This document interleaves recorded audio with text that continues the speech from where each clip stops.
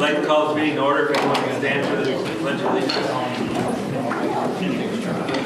To the flag of the United States of America, and to the republic for which it stands, one nation, under God, indivisible, with liberty and justice for all.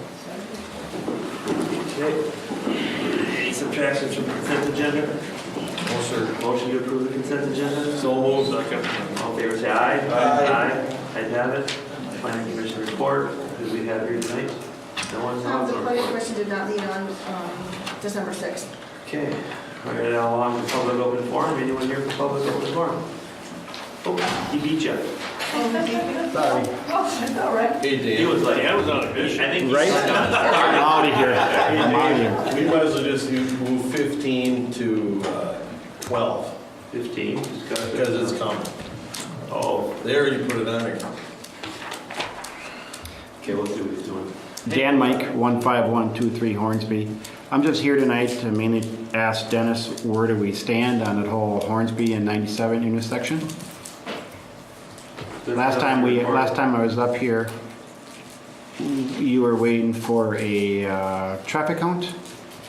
Traffic study. Traffic study? Yeah, we got some preliminary numbers back on the traffic impact study, and then they're gonna turn that into what's called an ICE report, intersection control evaluation. You give those two documents and then as part of their 97, as part of the design build project on 35 along with 97, so without getting, I don't have all the numbers yet, but preliminarily, if Hornsby's realigned today, so we have a full intersection, a traffic signal is not warranted by MnDOT standards. However, as soon as basically one development goes in on each of those corners, it is warranted. So we're trying to convince MnDOT that development is going to be there at or immediately after the realignment, and you can get that included with the design build project. Okay. But we still need to submit the final report, and they look at it themselves too, and their traffic folks basically come up with the same analogy that it's not warranted today, but it will be. So Dennis, why is the roundabout or a turn signal warranted on the west side of the bridge when there's less traffic, obviously, that comes from that way? I mean, the Forest Lake traffic coming in, going is huge. Yeah, with the two county roadways intersecting, there's more traffic on the 54 has more than Hornsby. correct. Lakewood. If there's nothing that comes north on 54, there's nothing there. Yeah, there's a church every morning. No, every north, Sunday. Dave. Oh, north of 97, not south. North of 97? Yeah, there's nothing there No. No, I think it's a right in, right out at 54. at 54, yeah. So is there anything that the city and or the residents over there can do to make sure this does not get pushed off? No, I mean, we're working with MnDOT, it's on their radar, we've had discussions with them already, they know it's basically convincing them. You know, they're pretty strict guidelines that whether it's warranted today or not, but they are open to the fact that it will be warranted.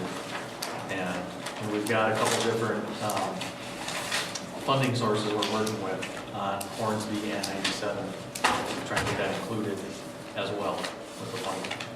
Okay. Sounds good. Thank you. Thank you. Anyone else? I'm next? Yep. Okay. You gotta run like Dan. What are you going to come? Michaela's going to come too. Name and address for the Yeah, record. my name is Silke Bjork, 9710 167th Lane Northeast. I talked last week to Jessica and she told me I should come here. I'm here because of the park that's on, 167. is it on Howard Lake? No, it's on Kettle River, right before the new bridge on the right-hand side. I have three special... Howard Lake Drive. I have 3 special needs children. You actually put a swing in there for one of my special needs kids 13 years ago when we first adopted him. We have since adopted 2 more special needs kids. Michaela is one of them. Our kids can't really go into the new development, to the playground. It's just not a safe situation. We are asking that you maybe add some stuff to the playground since you took the sandbox away a few years ago, maybe some different kind of equipment than just swings that would be suitable for some special needs people. Okay, I drive by there a lot. I don't ever see anybody in that. Our crew is over there all the time. We have 4 kids, 3 of them special needs, and obviously their PCAs go with them quite a bit too. So it's become kind of a bit uninteresting because there's just the swings there. We just go there and pick. What do we pick? Rocks. Lots of rocks. And so, it needs to be cleared in the back a little bit too. It seems like the trees and the shrubs kind of come into the playground somewhat. And then the spring and the fall, it's almost impossible to go because the mosquitoes are so bad because there's not anything, no wind blowing through Well, there. Mark, are you on the park board?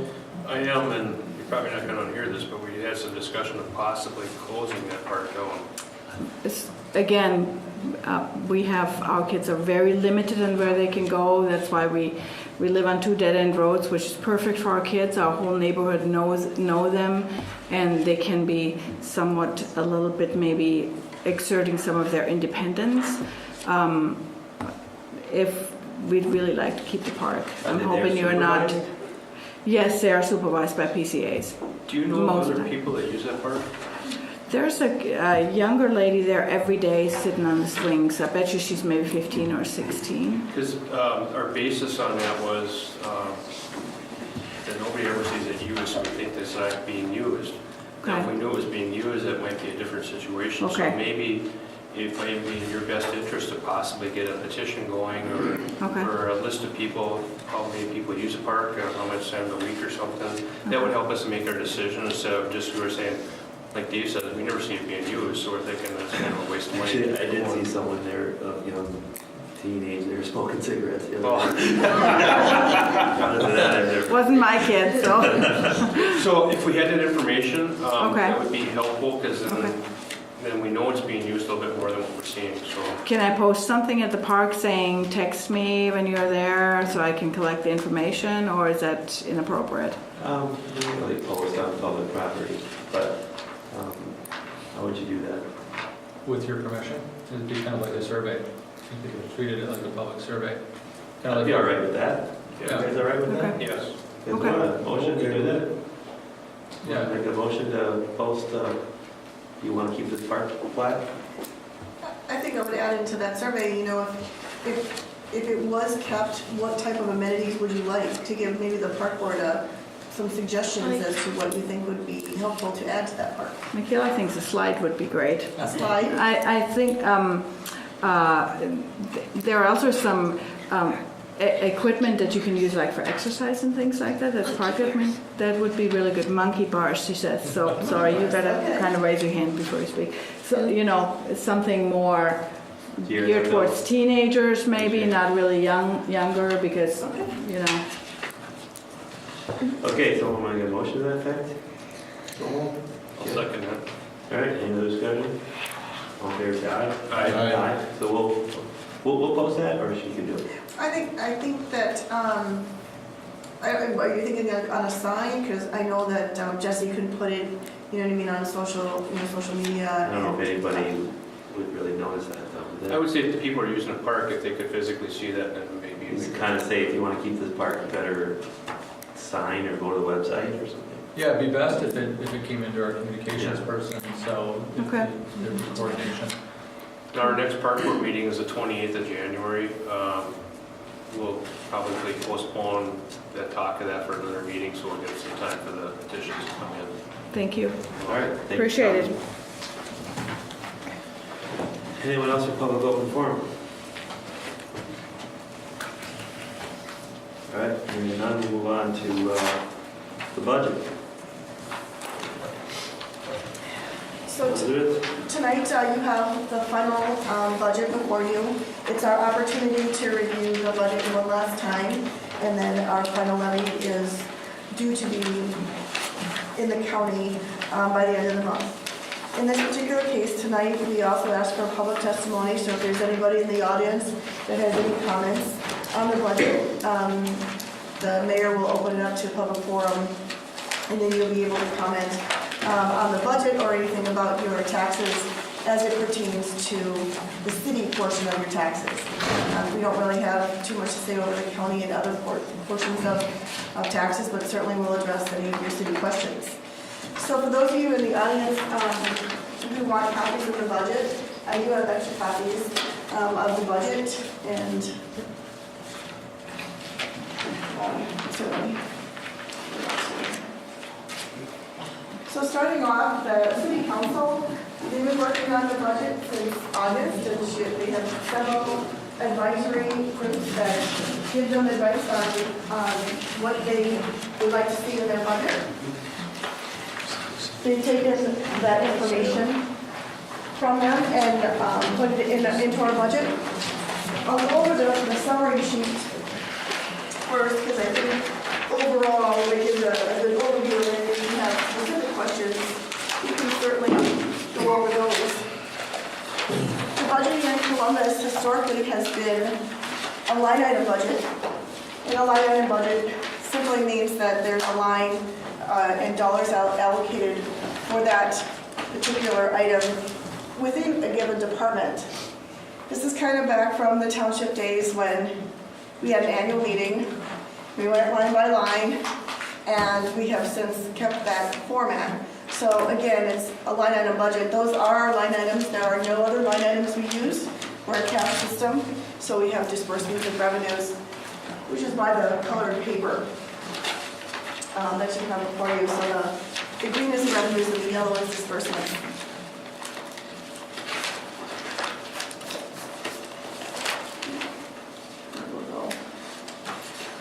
So we can actually read it. So we'll talk a little bit about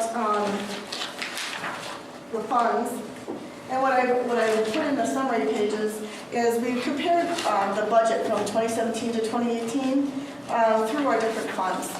So we have several different funds. We have general fund, public works funds.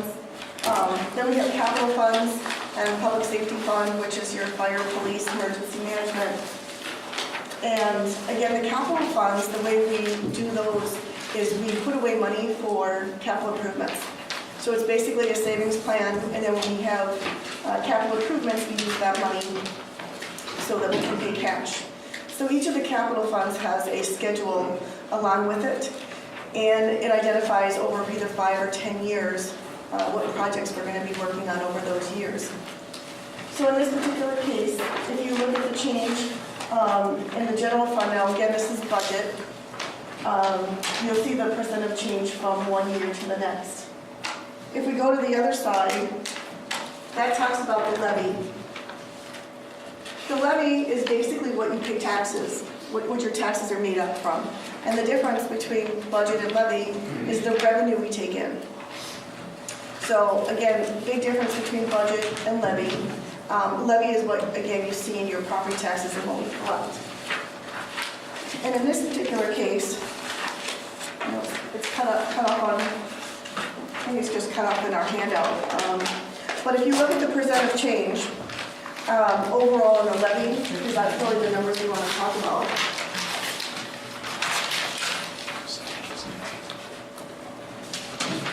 If you see the percent of change in the general fund is 2.8%. And if we go down the line for those different funds,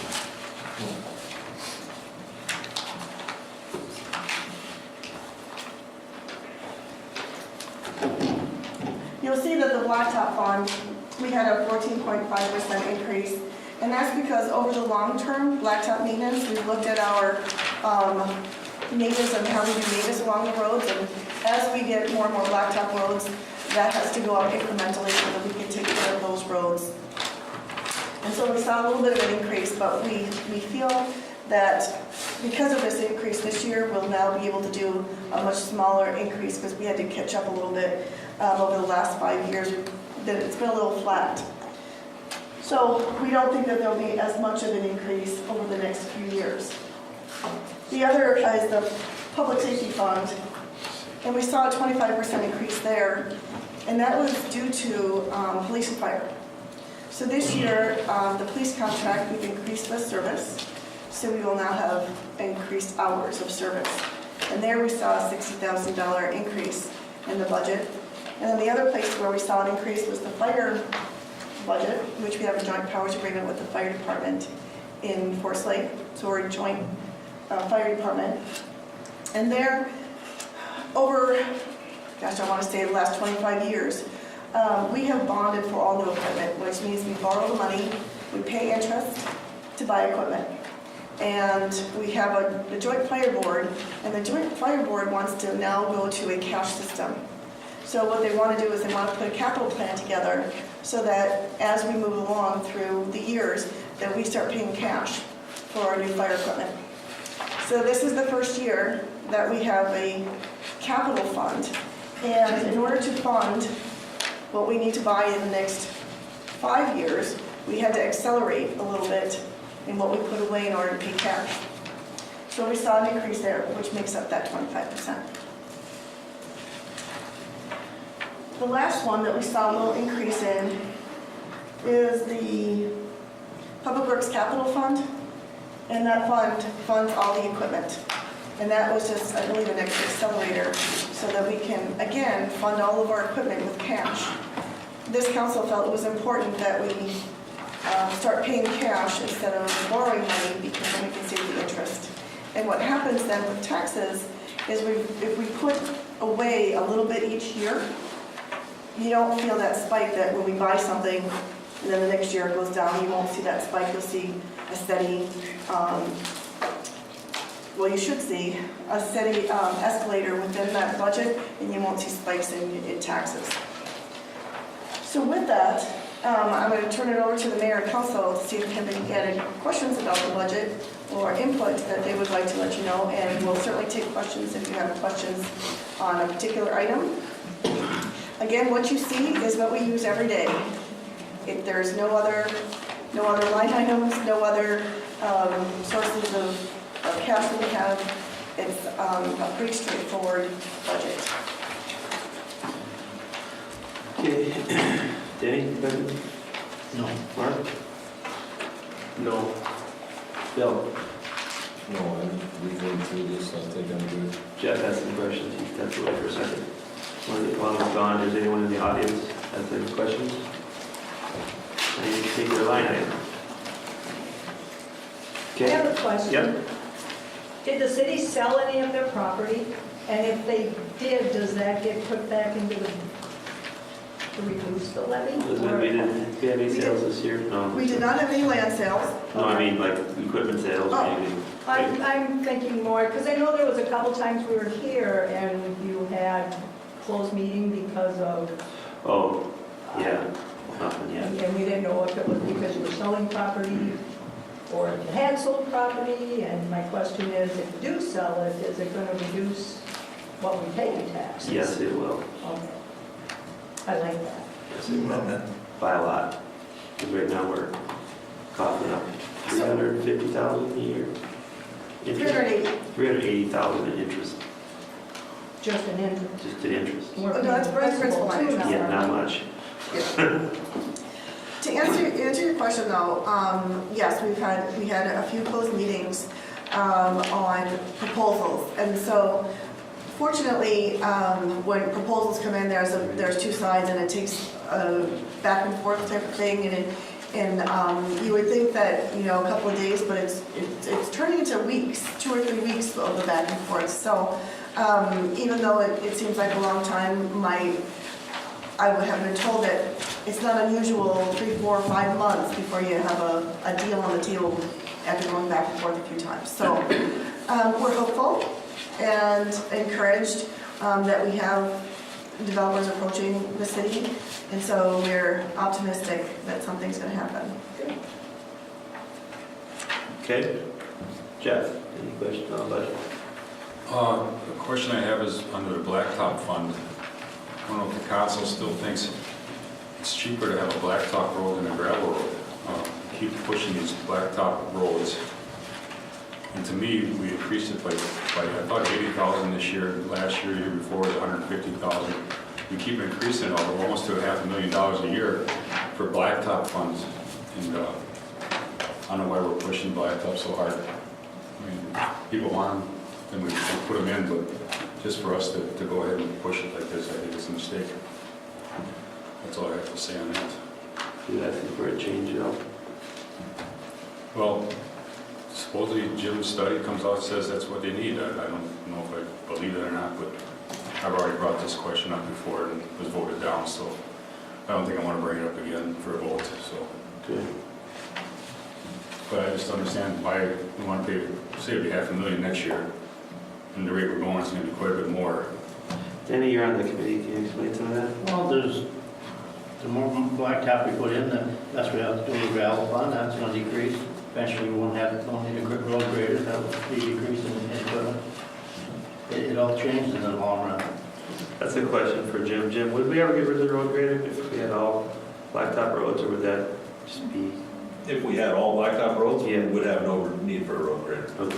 You wouldn't use it in the winter to plow? No, Too slow? too slow. Are you using the grader now to plow roads? No.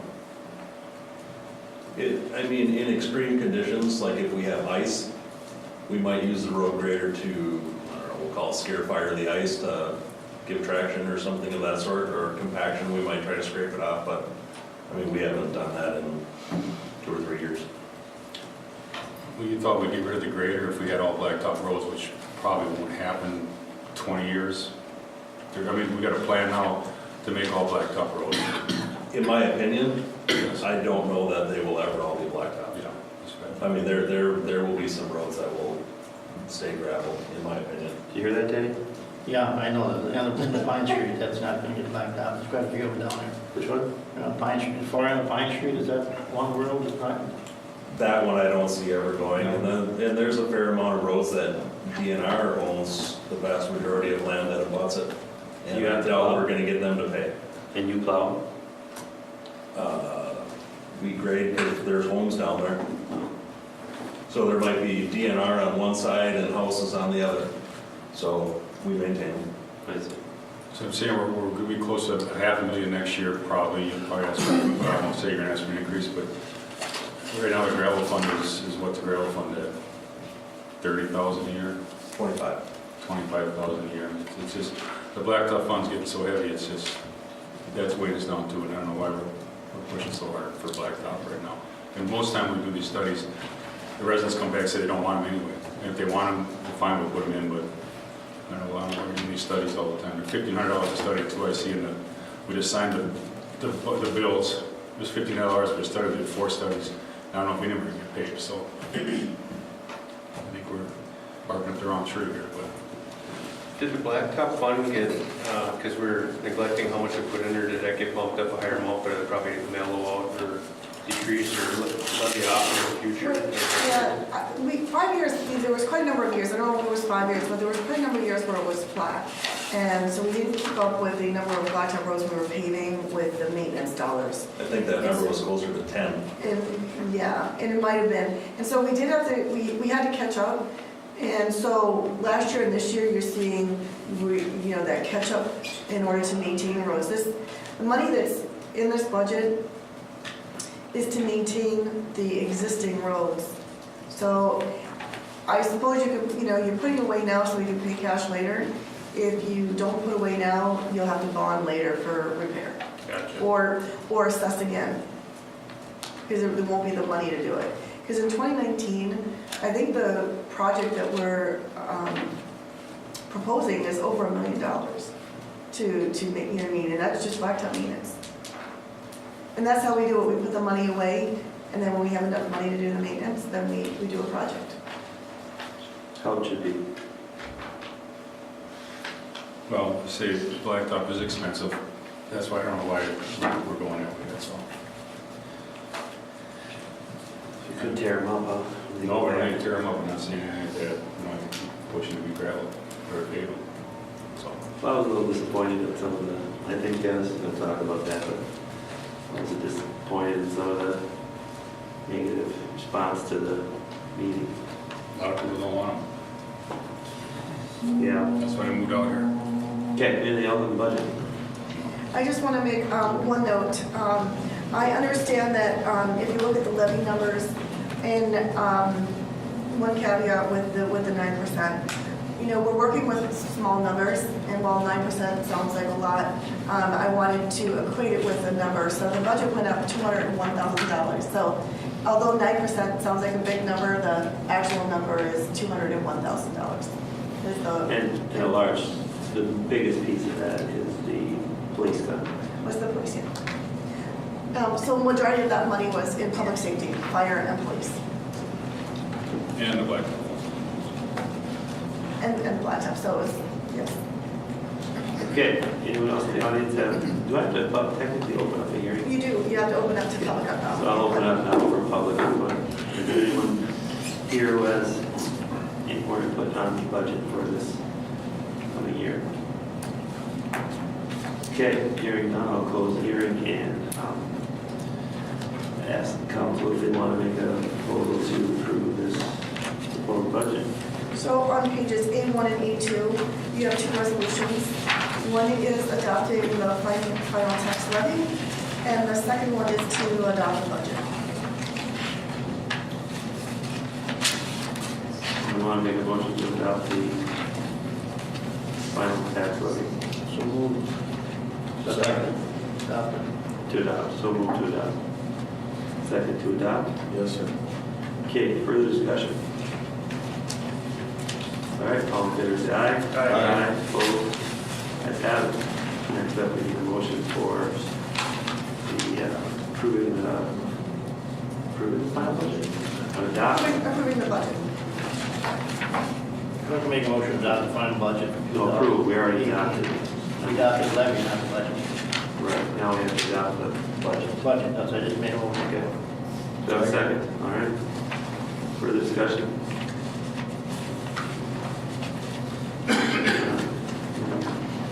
Okay, all in favor say aye. Aye. Opposed? Ayes have it. Okay. Now we're off to,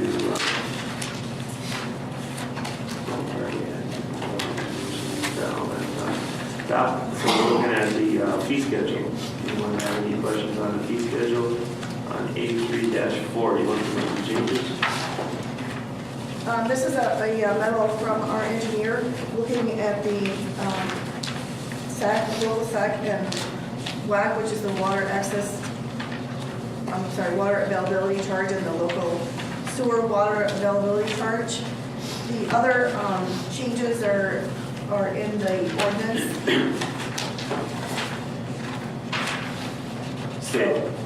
So do we adopt all the, this is just for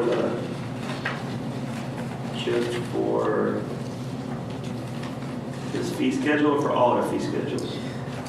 Correct. We are required by ordinance to adopt a fee schedule in 2017 to be effective January 1st, 2018. So on page 6 of your agenda packet, everything in red is the proposed changes for the fee schedule.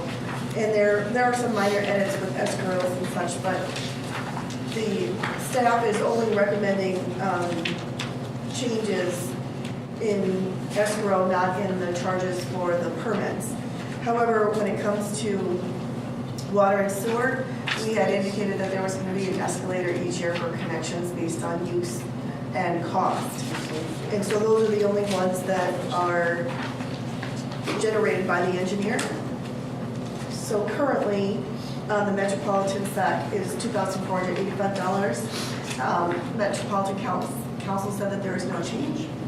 But the local sewer water availability charge, the engineering is proposing that it go from 426 to 443 per unit.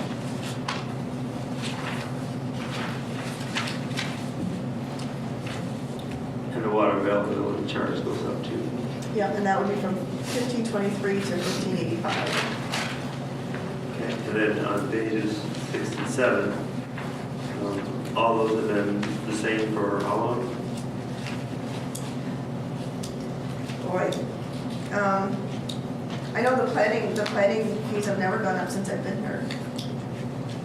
Planning and zoning. Okay, and that the department, inspections department is that self-funded, is that really okay? It is. You're talking about Exhibit A for the building permit? Yeah, that's the building code. And this is actually an older one. We haven't changed those in quite a number of years.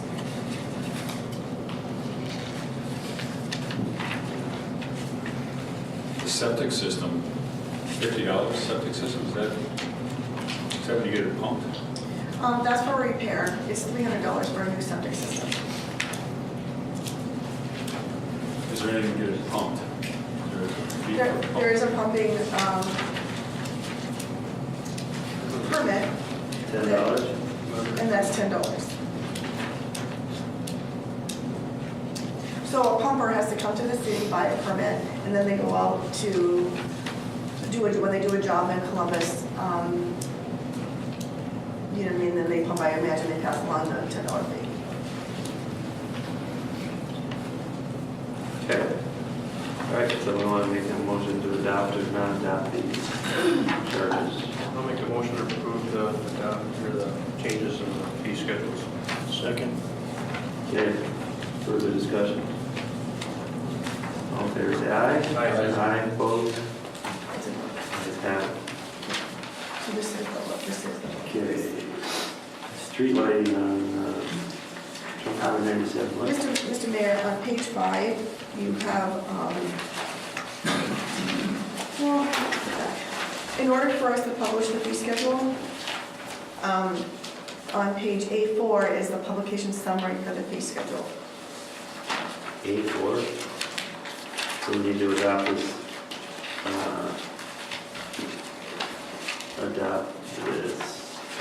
ordinance? For an ordinance we're adopting?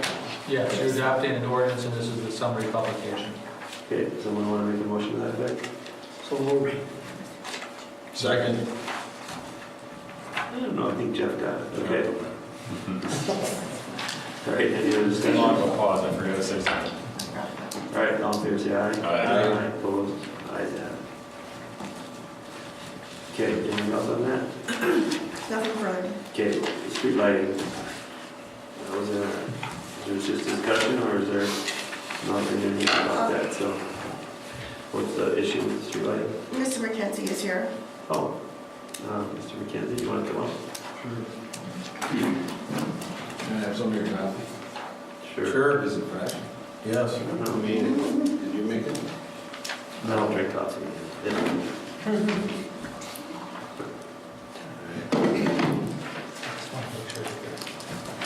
Am I only talking about street lighting? I believe so. Well, we were talking about What's your that name? corner on Tim McKenzie, 15161 Feller Street. Thank you. I'm representing every business over on that piece of land, not just me. We gave a petition to get signage over there so people can know we're back there, and at the same time get a light on the corner of Hornsby and 97. I Okay. mean, you can't see it. I've owned a store there for 25 years, and I drive by it in the rain and in the snow. I don't even see it. So, I mean, I know where it is. Yeah. The customers come there, they actually say, we couldn't find you. They call me from Walmart. They call me from, the worst one has been the log cabin. I mean, really? You saw me on the freeway and you went to the log cabin. Don't want to deal with them anyhow, but the point is, I put the health club building, I own the health club building up on 11th Avenue by the new bridge, and I didn't want to pay for all the lights on that parking lot. The power company came in and put a pole in and put 2 lights up there, lights up the whole lot for $40 a month.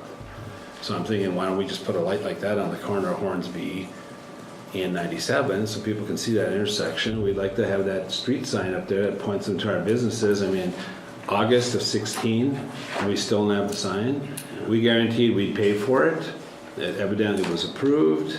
They didn't like the plan. They came up with another plan. They said the city had to own it. We said, we'll let you, you can own it, we'll pay for it.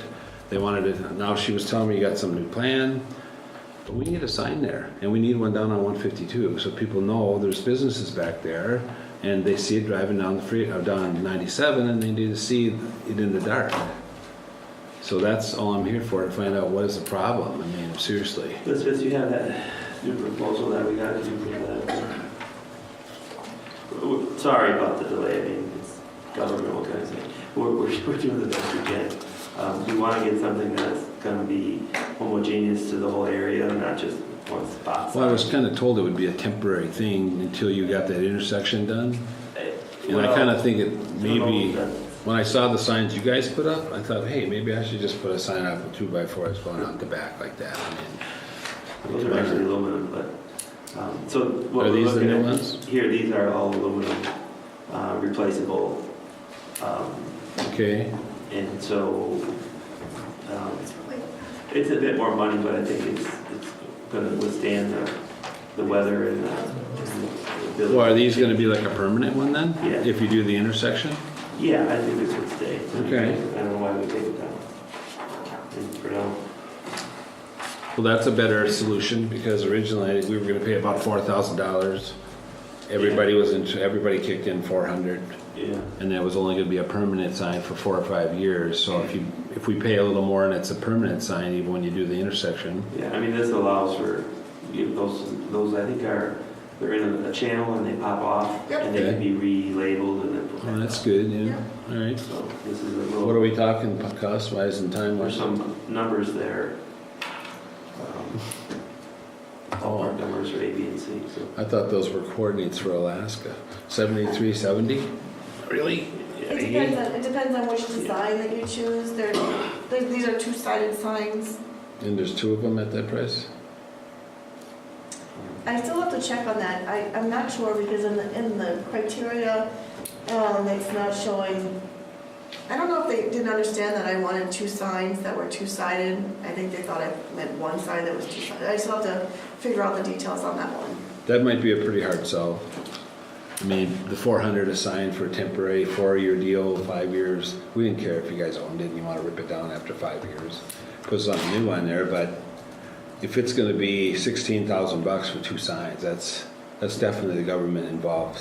I mean, there's got to be a better solution than that for right now. So I think what the concern was is we wanted to get something that when the next company Yeah. in Columbus said, hey, what about me? We had the same kind of look and feel. So we had some, Yeah, to go on the news, I mean, on the. wherever the next person says, I want a similar sign. The original one that I gave you from Leroy Signs, that's just stick-on letters. That was final graphics on wood board.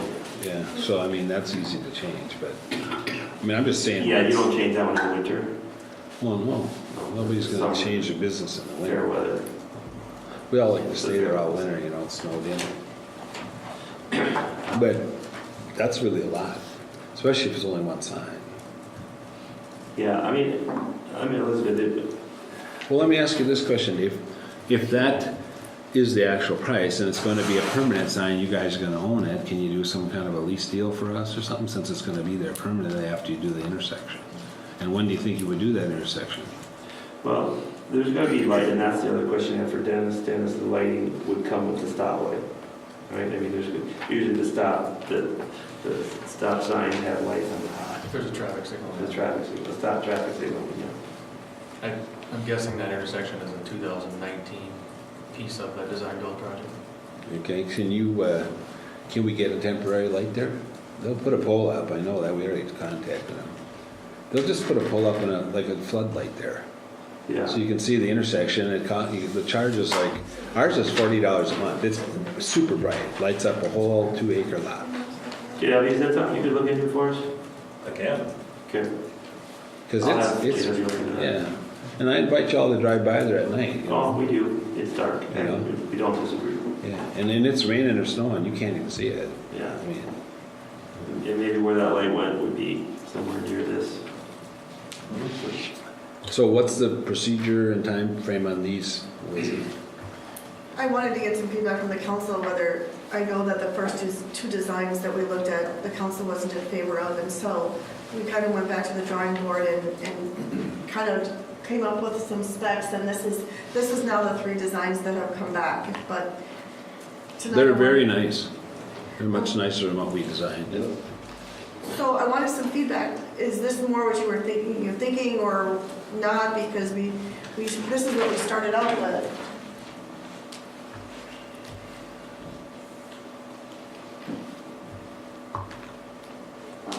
it was just a kind of, as Tim was saying, just a vinyl letters and kind of a. That's aluminum though. Or was it aluminum sign? Yeah. You know, I really like the Columbus advertising on there, but on the flip side, for customers and their businesses, I think the lettering's too small for cars to read it at a highway pace. I think you're taking away from their businesses by our big logo on the top.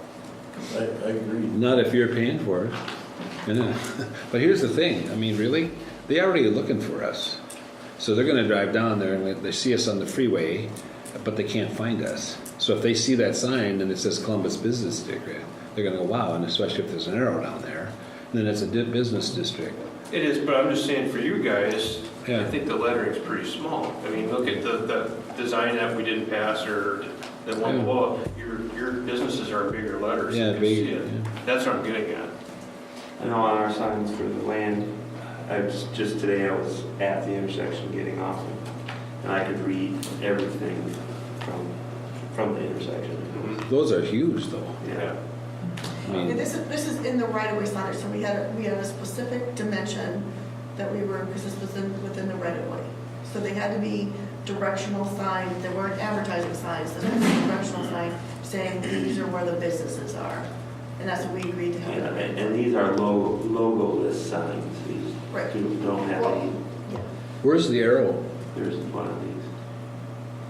It's probably just by it. The fact that it's there by the turn, I guess, I don't know. You know, you may think this is ridiculous, but people will stop at that sign and they'll just go, Where is it? there's nothing here, and they'll just keep driving. We could take the logo off if you think, and we could put an arrow there. I mean, there's some things that we can still do, which, again, we wanted to start with.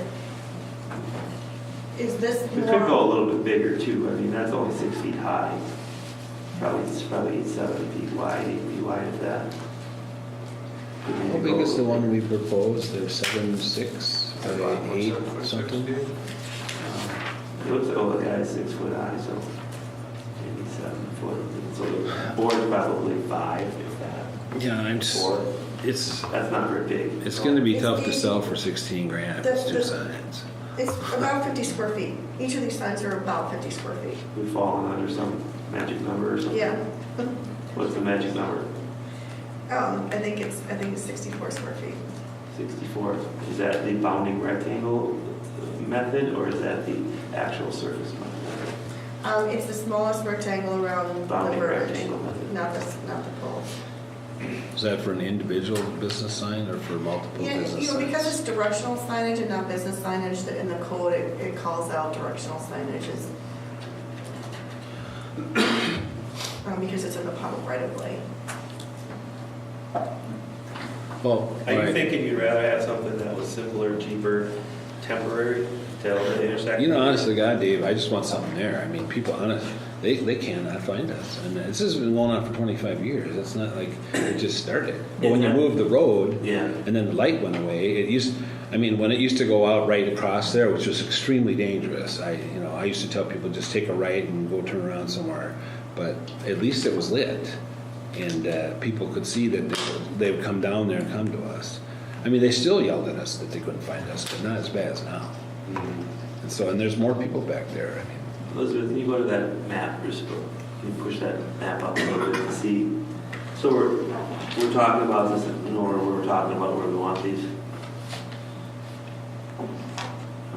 So the two circles are where they were located, so it's gonna be two signs. 2 circles. So there's one here. Oh, there, okay. yeah. And then one was right here. The And one, when I did that petition, I mean, everybody jumped right in. I didn't have to sell anybody on it. They were all pumped about it, and then when I found out it was about $4,000, I called them all and said it'd be about $400 a piece, because only 10 guys signed it, even though there's 13 or 15 people back there.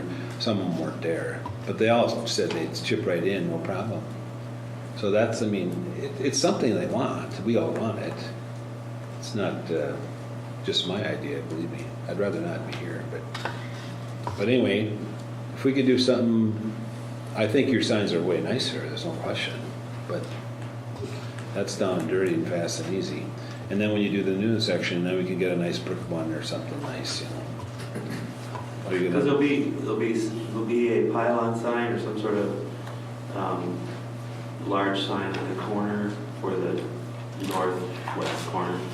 We talked about carving out a piece for a Well, pylon sign.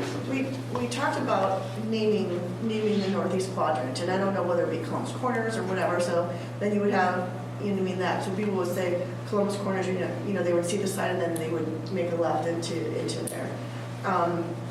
We also talked about a larger sign where people would rent part of the signage to advertise their actual business, so that was a business advertising sign, which would be a tall pylon sign that you could see from the freeway. Those are 50. You talking about a message center sign? Right, that was tall, I mean, that was Yeah. tall. What was that? A message center sign, you mean? Well, potentially, but this would be. Oh, down right, the road? A freeway sign. You know, and when you look at Columbus Business District, Here. you know, when the petition came up for Forest Lake to annex us, you remember that? No, I fought that. try to forget. I signed all the petitions against it, okay? Because I didn't think it was fair. I told them, I said, look, if you're gonna take this, then you need to give Columbus, you know, Walmart, or not Walmart, but Home Depot and Famous Dave's, all that stuff, since that's on, if you're using the freeway as a Yeah, divider. right. But they still think we're in Forest Lake.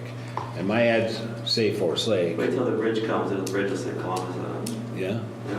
Well, I'm just saying that if they, once again, going based on what all the years of people coming up to that place, if it says Columbus Business District and they think they're going to my store in Forest Lake, they might not go down there anyhow. Which store is yours again? Exercise guys. Okay. You bought your machine from me. I did, yeah. MS 5000. Yeah. I wish I used it more. I thought you were using it. I Or at said, all. Best cool singer you ever had. that was the nicest gym in the place. Walked in, he just said how much, and I said, he said, all right, take it. No, So Elizabeth, you're gonna have to find out exactly what we're getting or not getting on that. Then get back to us in the next meeting, and we'll try to, when's the next meeting? in January. Okay, so, Is Obviously, anything we got made to take 30 to 60 days anyway. I could probably get that sign made in about a week. I mean, but, I mean, I know he would do it. But then it's temporary, it's gonna come down, so. Yeah, I know. You know, here's the deal. It's like, honest to God, when Second Wind was in my store, I rented it them for 4 years during the recession. They went out and stuck a sign in the dirt that said Second Wind. And it increased their traffic there exponentially. And then someone came along and took it out because it was illegal. And they said, now people are rich and they can't find this again. They just stuck it in. Then when Country Loft has the quilting place, when they have a special or something, they go out and stick Country Loft things in there and people can find it. And like you got trailer guy, Al at the end of me, with the new trailer place, he goes down the corner, he puts trailers in on a sawhorse and shoots it down there so people know that there's trailers down the end of the street. They know that if they saw that sign, though. Kind of like Sherco Homes, huh? Yeah. But that's my own contention. I thought, wow, this is really taking a long time. And I put a lot of heat on Elizabeth, unfairly, I think, because I don't think it was her decision. And then I might have emailed you a couple times. I don't think it actually went through because you never I replied. don't think I got that. I mean, But anyway, yeah, my mirror one gets flooded with really. a lot of mirrors. Right, so. So Elizabeth, you'll get back to us with exactly. Is there a design that you're leaning towards? Do you think we should include the logo, not the logo? Is there, I mean, other feedback so I can give, so we can tweak it some more? Well, the Howard Industry signs is kind of the top of the line. I mean, the things that I'd be looking for is, you know, removable, changeable Okay, panels. And if somebody has a cheaper solution, then that'd be all right too. okay. If Which one sign is you referring to here? the back, those. I know, which one? B, A, Z? Any one of those is the same technology. What's it say about that B? What's on the top there? What does it say? I can't read it. Rural nature, urban access. Oh, that's the tagline. That's our tagline. What is it? Rural nature, urban access. I think I'd be fired if I didn't know that, right? And we can tell them to take that off, yeah, I mean, that can change. Put an arrow there. If you think that that's, or, you know, maybe that's where they put the arrow instead. Yeah, I like either B or C. Yeah, the bigger the name of the companies, the better, and then, but the cost, I mean, seriously, that's not a hard sell, man. We'll see what we can do on that. Yeah, well, is there something you can help with, if you're gonna own the sign? So, I mean, I go out of business next week, you're gonna take my name right off there and put cut Bill's your Meat corner off. Market, what's that? Go cut your corner off. Yeah, exactly. I can see it happening, they can't find me, so. My wife always tells me I'm so stupid because they come and they say we couldn't find you. And I say, if you can't find me, I won't sell you anything. Is there any money in the EDA fund to help fund that, being as businesses? If we're gonna own the I sign? think it's a slippery slope to start funding these signs, the building signs for everybody. Yeah. Hey, Mr. Mayor and Council, that's something I wanted to set forth, is that since it's in the right of way, it's a directional sign under our code, owned by the city and funded by the landowners. And once you get out of that model, then you're creating an opportunity for everybody to say, well, you know, I want a sign just like it. Is there a possibility though, if it's a $17,000 hit, which that is, okay, that's $1,700 per business that signed that, not $400. That's a considerable more amount of money. Is there a payment plan or some kind of thing we can do with it? Potentially. Let's find out whether that was for one or two. Okay, that would be really great. Yeah, Yeah. so she'll do that and we'll get it. If it was End of for- the year anyway, so it's gonna be first meeting in January. If it was for two, do you think $800 is too much? What's the, You know, I don't really, I can't talk for everybody. I can only present it to them or you present it to them. But I mean, I can show them what we're talking, that it's a permanent sign and it's not going to go away in 4 years. That's a sell. okay. You know, they're not going to be doing it again. And plus And a it's- small 4x6 sign, I said, I want to put on my building, it was LED, and it was, I don't know, $2,000, $2,200, and it's not fancy. Yeah, well, you know how it is when you got to get money from everybody. It's a good idea, so I gotta write the check. That's right. So the point is, if it's $800 and it's permanent, that's a whole different sell. And it's much nicer. Okay. So, all right, We'll get back I'm to out of here. All It's a pleasure, you guys. Thanks. right, thank you. Thanks for listening. How's the coffee? No, it's really good, man. I'm gonna have a little bit more before I leave. Do you make that, Jeff? All right, moving on. Engineers report. First item on the agenda there is the 2018 proposed road improvements and the petition results that the city received back earlier this week. You can see in the memo there, divided it up by the 4 areas and attached a map at the end, remind you what the 4 areas were. And basically, you can see by the results, areas 1, 3, and 4, were significantly more no's than yeses. Area 2, which was the 2 cul-de-sacs, which are quite a distance apart, were actually 6 yes, 6 no, but if you break it down, Cornell was yes, and Gary was no. 2 to 4, 4 to 3.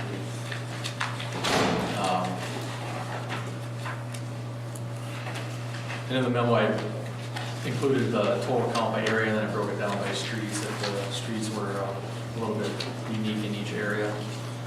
Dennis, what's the reason they're, and I should have gone to this, but what are the reasons that they're given for not wanting their road tarred?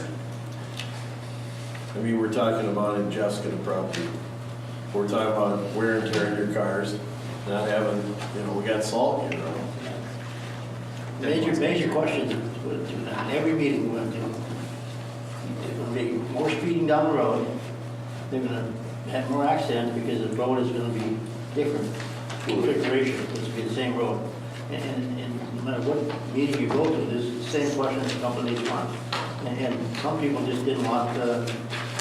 There's one couple here that was, I also think that the general theme was the people that wanted it to stay gravel were more vocal than those that didn't like that. Well, I mean, it's easier on your cars. We're not putting the calcium chloride down, which is hard on your car. Then the salt's hard on your car. I mean, coming off winter and then on the calcium chloride. Plus, it's a constant grading thing. This year was pretty rough grading. It was a tough year. Unlike last year, where it seemed like our road stayed really good. This year was rough. I mean, it was just tough keeping them nice this year for some reason. I mean, weather, conditions, whatever. I think there were a few folks that just like living on the gravel road. And the fact that your house value goes up also, I don't know, it is what it is. Yeah. I mean, Jeff, is the speeds up on your road? You got a fresh tarred road. Didn't notice it. Yeah, I don't think that's a, I don't think we heard a big negative about the cost. I mean, Yeah. that might have been a concern, but it wasn't vocalized that. I mean, I can understand the horse people not wanting it, because we got them on our road, but, You want your road blacktop? oh, in heartbeat. Get I'd a go petition for going. it. I'm gonna be outgunned They by tell horse us people. we get a horse trail right along the edge. Good luck, we tried that on our lane drive, remember? Oh, yeah, they don't want to. Yeah. So I know this wasn't, this was a city-initiated process, not citizen-initiated, so I think the intent of the Public Works Advisory Board was to, try to get areas paved. But the petition process was up to the council whether or not to, if it's not a citizen petition. Well, I think the But- people have spoken, I mean, except for the number 2 there, area 2, that was marginal, maybe you could go on that one. And it's really only one of the 2 cul-de-sacs in area 2. So at this point, I guess we don't have to worry about it. Sell our bonding next year.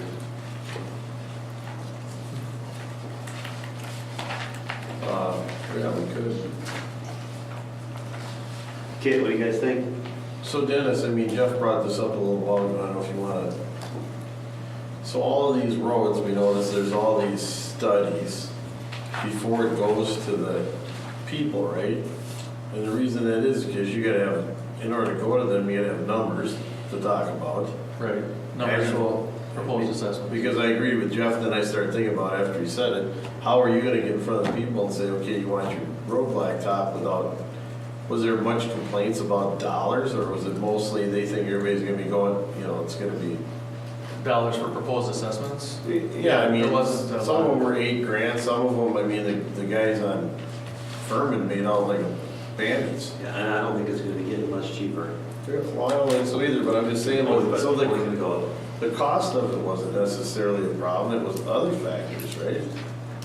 Yeah, again, we didn't hear a large response about the cost being, what people were unhappy about, so. I know 165th last year when we did that, the assessment was assessed almost at $12,000, and now it's at almost half at about 6,300 or something. And a lot more people are saying no. Well, on 165th in particular, I think, and I got outvoted, that we should have thrown a little more ad valorem dollars at it because it is a thoroughfare collector road. I don't know if that would change people's minds or not. I get a sense probably not, it just seems like people either want or they don't, and the cost wasn't the deciding factor necessarily. You would think that at times before they treat that road, and that road's brutal, the dust from Potomac coming east is horrible. I mean, the trees are coated in it, it's terrible until it gets treated. You'd think those people would be jumping up and down again. It goes north, so only half the street really gets it. Most of that wind goes north.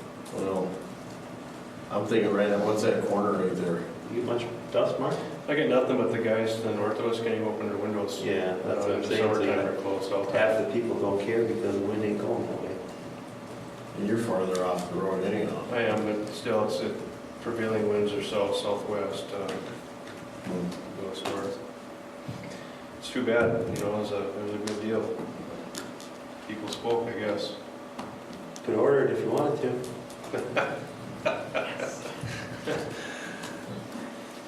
See how that goes over. I'm supposed to be here next year anyways, right? Well, Danny and Jeff. What's the distance on Cornell? Oh, yeah, Denny and Jeff will. How long is it? It's about a quarter.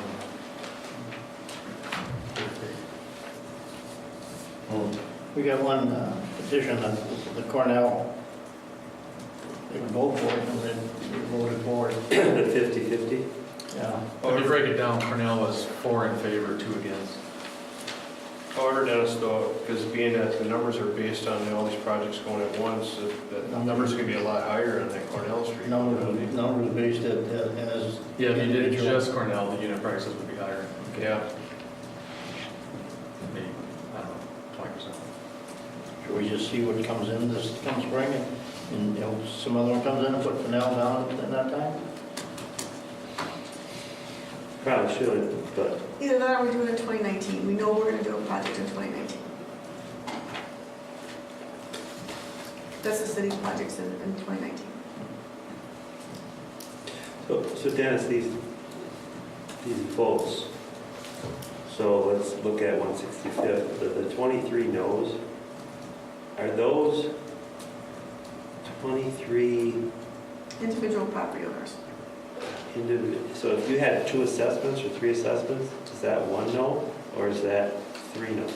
One Well, That's 1 no. vote per parcel. Yeah, that's not too good for the VAs, is it?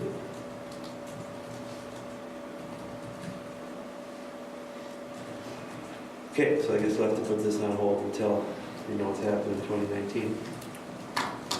Sorry, Dennis. Okay. Keep the information. Danny?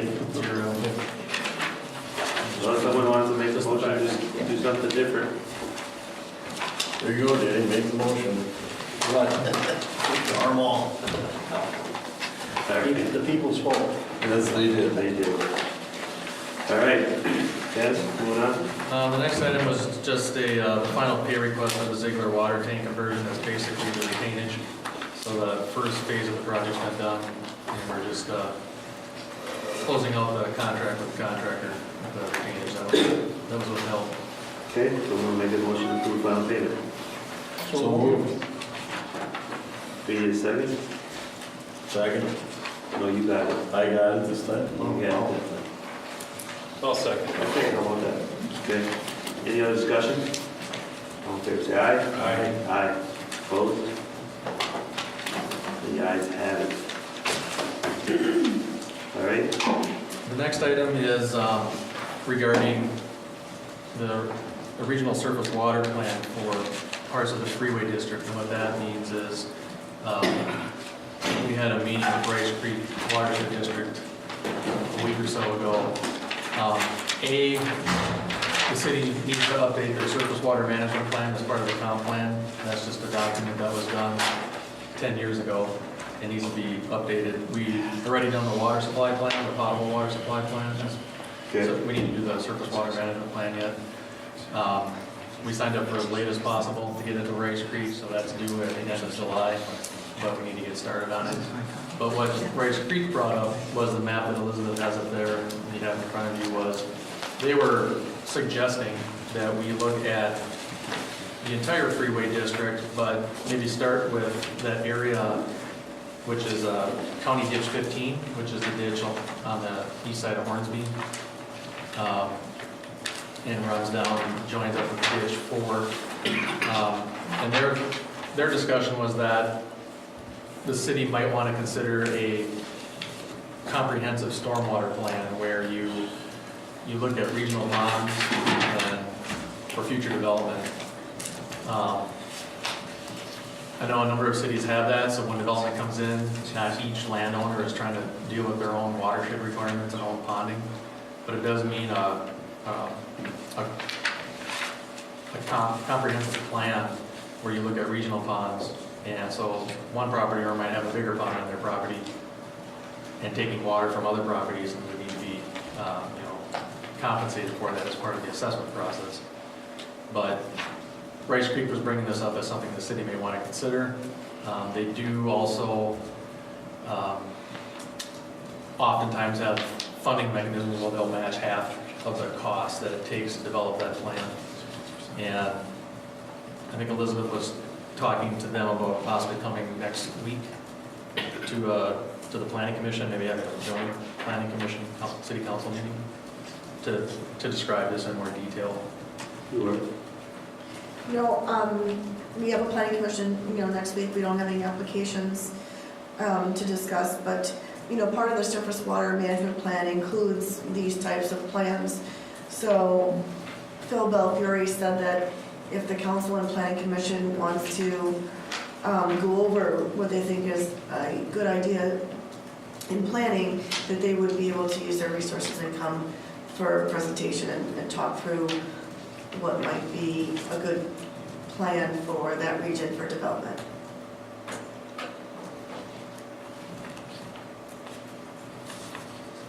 The overall surface water management plan is a rather general document that covers the entire city and talks about best practices for surface water management. This is more of a specific area where you would get into the details of a comprehensive plan, how to pond and ditch or pipe drainage for future development.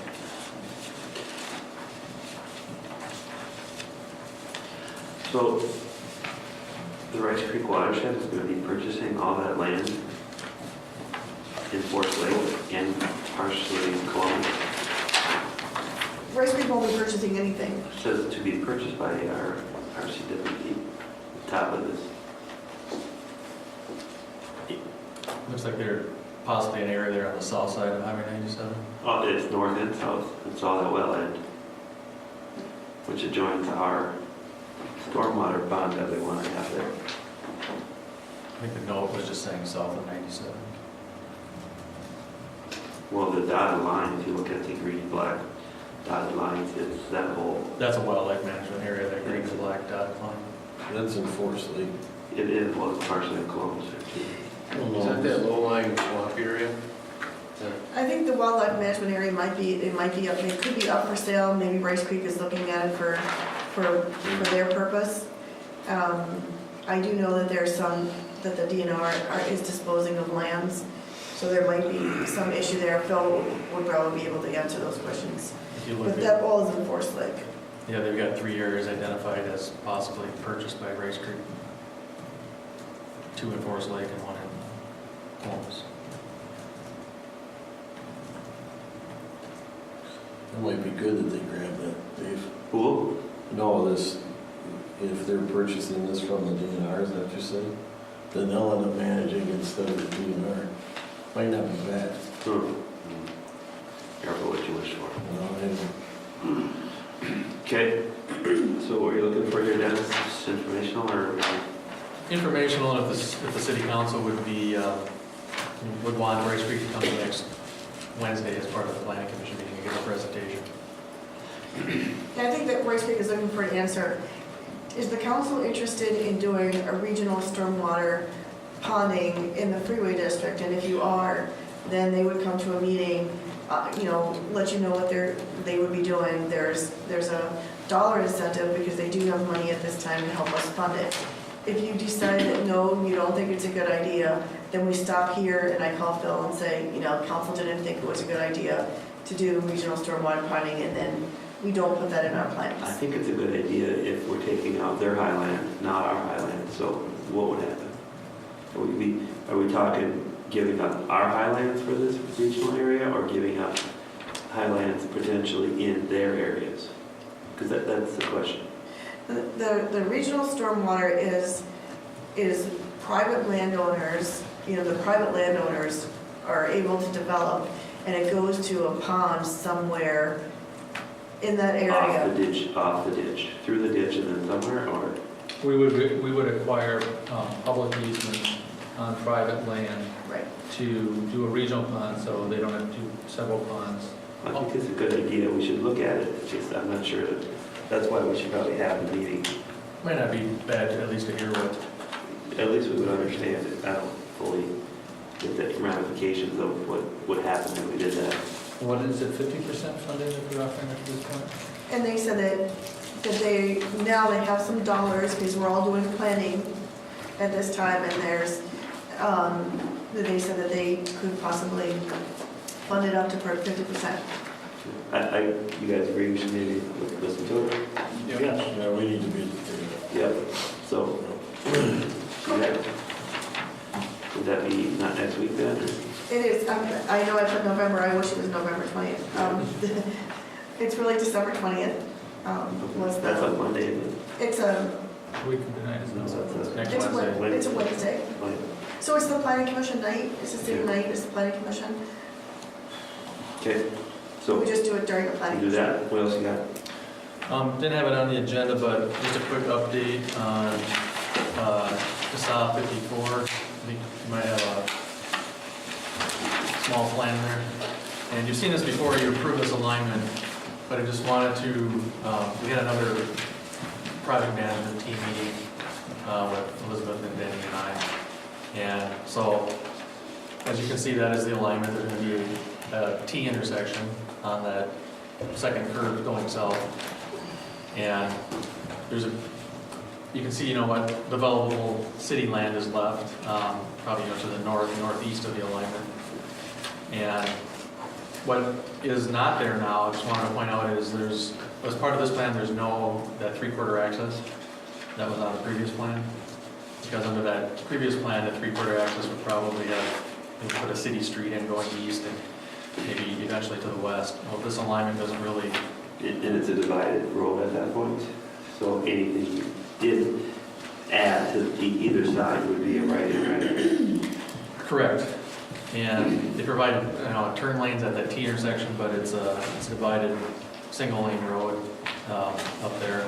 So the county's preference is to leave it like it is and let development dictate where the right ins and right outs would be.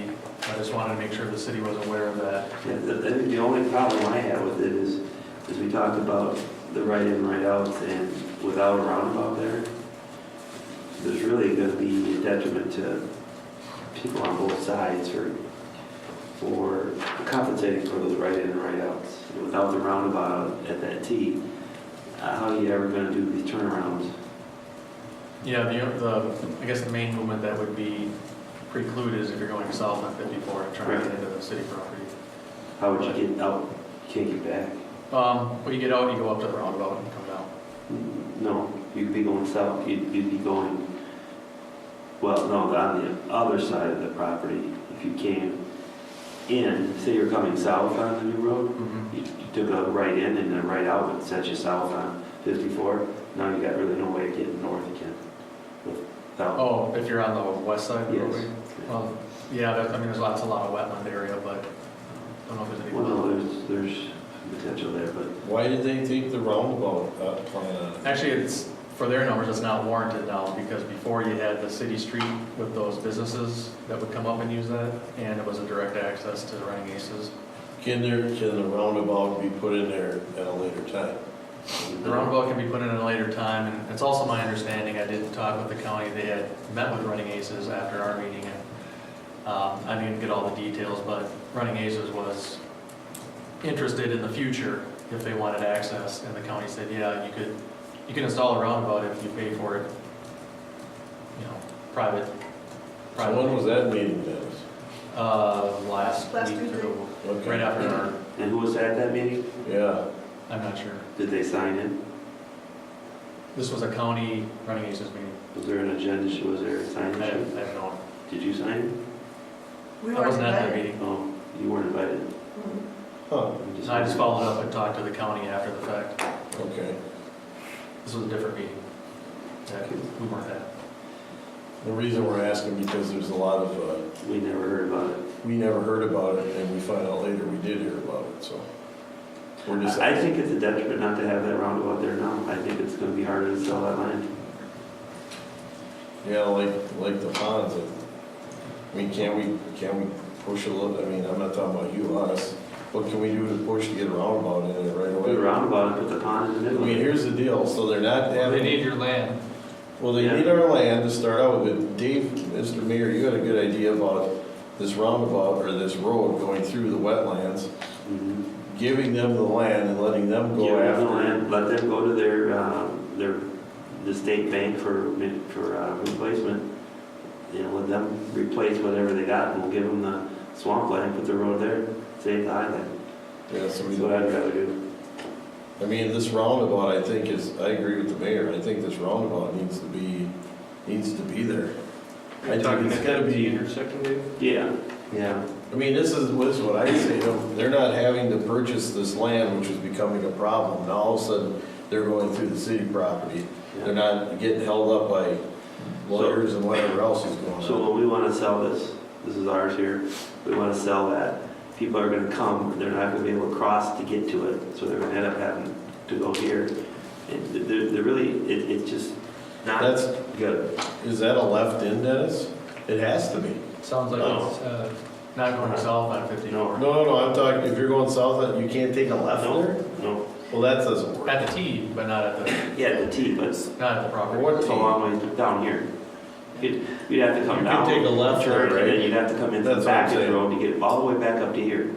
So all this land is useless because nobody's gonna wanna get the traffic coming from that. The other option is that there'd likely be a right-in, right-out on Lake Drive. It's kind of a short distance, but maybe they would, consolidate it with Holiday's driveway. Right here. No further On the back. western edge of Holiday. Right there. Yeah. To come down here on that dividing line. Yeah. I just think if this had the roundabout there, all your right-ins and right-outs, wherever they happen to develop in the future, would be taken care of. It's easier access, yeah. You're never gonna have a stronger position than No. when you're transferring the land to them. Yes.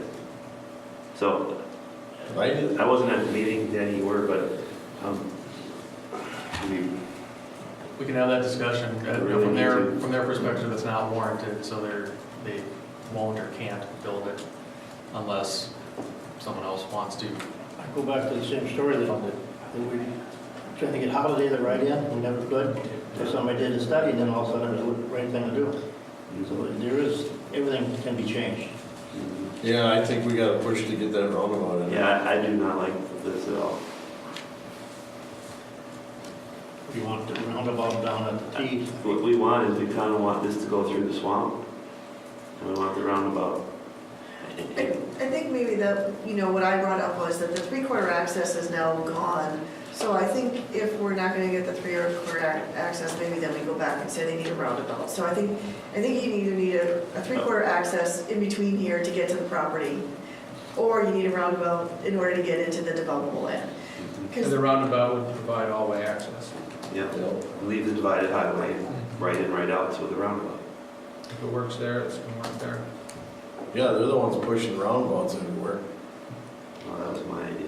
And it's still gonna be way cheaper than trying to plow the road through past Running Aces, the end of the track. Yeah, behind it. it's gotta be Way a lot cheaper than what they were gonna do. I mean, millions of dollars cheaper. So the two things, one is the roundabout here, and then move this over so that, because right now it's on the highland. They put their road on the highland. Yeah, they're meeting Yeah, horizontal curves that meet whatever design. yeah, so they're taking away developable land. If that road was down, even down to this point here, that's a whole lot bigger site that you got there, so. Yeah, I don't know if they can Yeah, you gotta tighten ask. that curve up at all. So I tell my kids, you gotta ask my kid. The other thing that the roundabout where you're suggesting would be, helps is if we're still in discussions with Holiday about some southerly access out of their property. And then we have the ability to say, well, we need to have a shared driveway on Lake Drive. So it just gives us a lot more flexibility and leverage and development potential. I think it'd be a little safer too with the additional traffic from future businesses coming in there. To get in around the roundabouts and not trying to, lanes or nothing. Okay, so who's gonna go back? Dennis will go back to us? Dennis's? Elizabeth, Dennis's? Dennis should, Elizabeth, that one. should Yeah. one of us be there too? I can start a conversation, and then if we want to put it in writing or something. It would also get rid of those longer turn lanes they got in there now by the T intersection. I mean, all of this discussion was here in front of the council, and all of a sudden it's you guys going it alone, and maybe if some of us are there to push, maybe we can, Bill, can we do that? Can we substitute the purchase of the property for getting the wetland credits, like we're saying? Can we do that? I think they're always gonna have to go through the permitting process or Rice Creek. I think that design will dictate what impact, what wetlands they can impact. I think there is wetland impact from our last discussion. But I don't see and I'm sure the mayor and the rest of the council agree with me, as far as these wetlands are, these are not, they're not significant at all. I mean, our opinion, this is stealing property from everybody. This is in a commercial area next to a highway. I can guarantee you there'll be no ducks nesting in there. Spotted turtles, landing turtles. Type 3 or whatever they. Yeah, it's just, they're stealing, they've got to, so, I don't know. So if there was a roundabout here, and because it's a 3-corner roundabout, they don't have to be at 90 degrees, they could be at 120, which would actually take some of the angle out of this when you come in. So this could actually start going this way. Yeah, but Dave, I guess, aren't you said, Dave, aren't you, the roundabout should be set up for access to here, To where? and into this property eventually, right? I mean, if you're gonna put a roundabout in, why would you just do a 3-sided? Wouldn't you set it up so that it would be 4-sided eventually? We wouldn't have to, because if you had it there, you could always do a right in, right out. Wherever you come all the way along here, all the way along this side, right in, right out, so would allow people to get there just by doing the old route.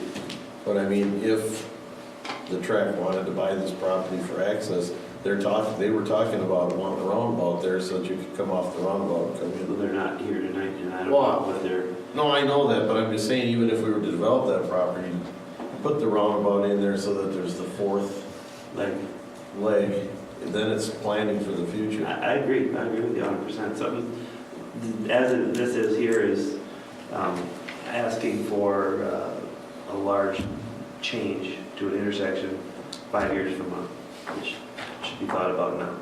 I think we should sit down and, Right in front of us. yep.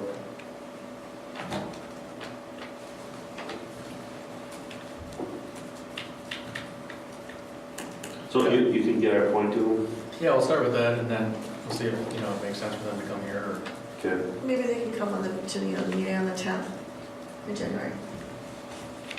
Would that be Doug and Doug involved in this? more Joe Okay. Pearson.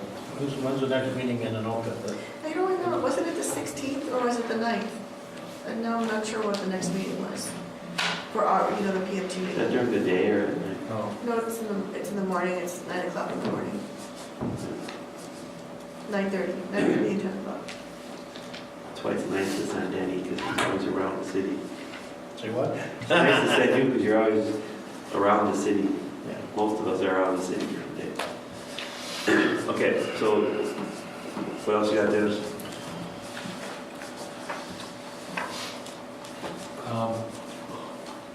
The last thing was regarding Hornsby Street and the whole interchange project. We had a conference call with MnDOT because if you recall our cooperative agreement grant we had secured, partial grant, that had some timeframes along with it where we had to let the project by next June of 18. And with the other funding up in the air, with the bonding that the county is pursuing and the interpretation of that with the MMB, MnDOT has agreed to internally change the money with some other projects, so we're extending ours by a year. So we now have until June of 19 to use that cooperative agreement money, should we still need it. If So we have don't time to want- go to the legislature and get that wording changed. So- Yeah, that gives us ample time to figure out what's going on with the bond money. So we actually may need to send our, what do you call them? Lobbyist, There you go, lobbyist, Margaret, Margaret Downer. That's something that we might have to do. yes. And, I think they're anticipating an answer by the end of the month, as far as if they're gonna change interpretation or not. Okay, so January we'll make those decisions. Yeah, so, but so if all goes well, we could use the bonding money for Hornsby Street, and if there's any improvements on 97, like a signal or some other, we could use that cooperative agreement money there, Okay, so. anything else? That's it. Attorney's report? Nothing further? Council report, Danny? Mark? Nothing today. The cable commission meeting tonight. Sorry. We were coming up with assignments for next year. I know we're gonna discuss that. 65% of the budget we used so far, well under budget, I guess. Good. Tim, the second person in command up there, resigned. Oh, The short filmmakers right now, you have 10 applications in, so that should go okay. Paul, who's running it, is kind of working with the schools now, Leela and all that, and he's getting a lot of interest out there, I guess. good. Had some personnel problems, attorney fees are very high. Gave up Alpha Video, which is gonna, they put a bid in, and they're gonna do this, Columbus Town Hall here, City Hall. And they haven't heard from for quite a while, so they're going to somebody else, Attorney Brothers. Okay. Let's get a hold of Paul.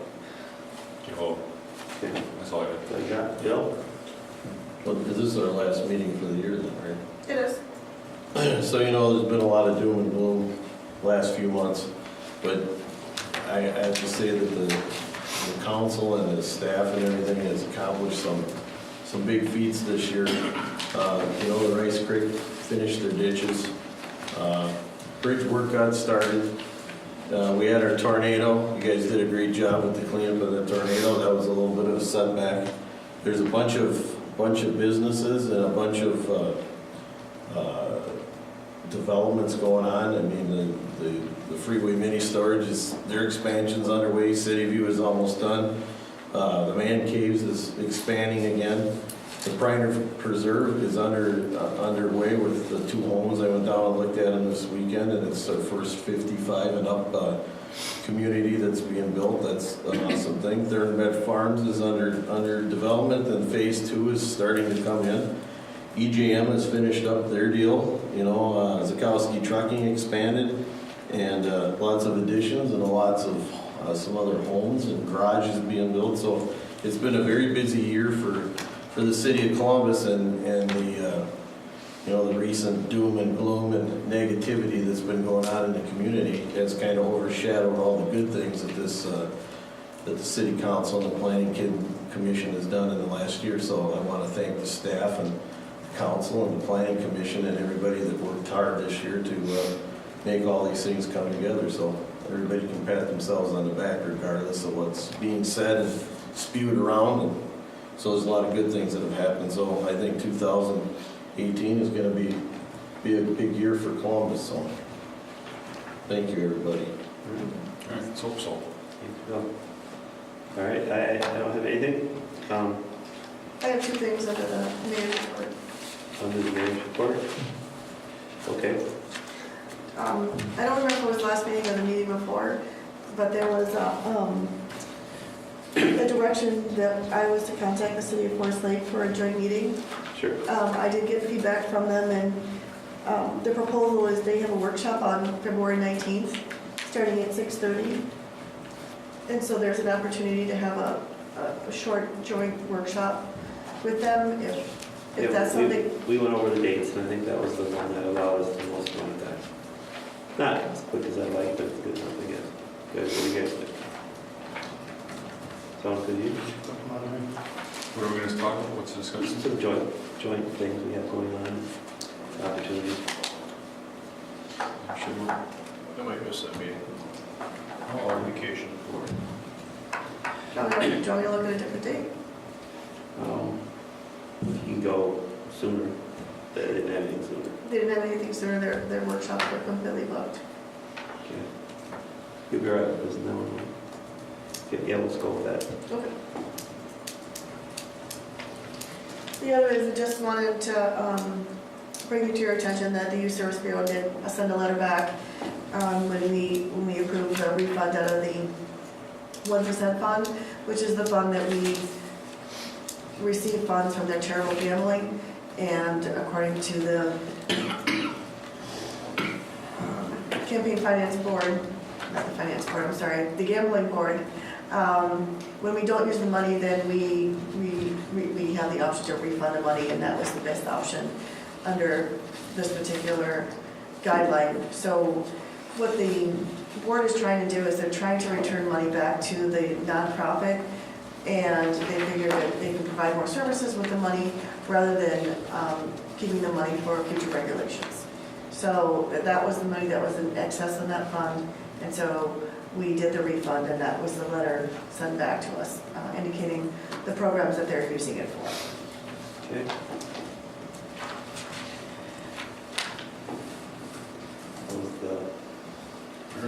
I will go into that. Okay. All right, public works report, anything? Okay, personnel, public information coordinator report.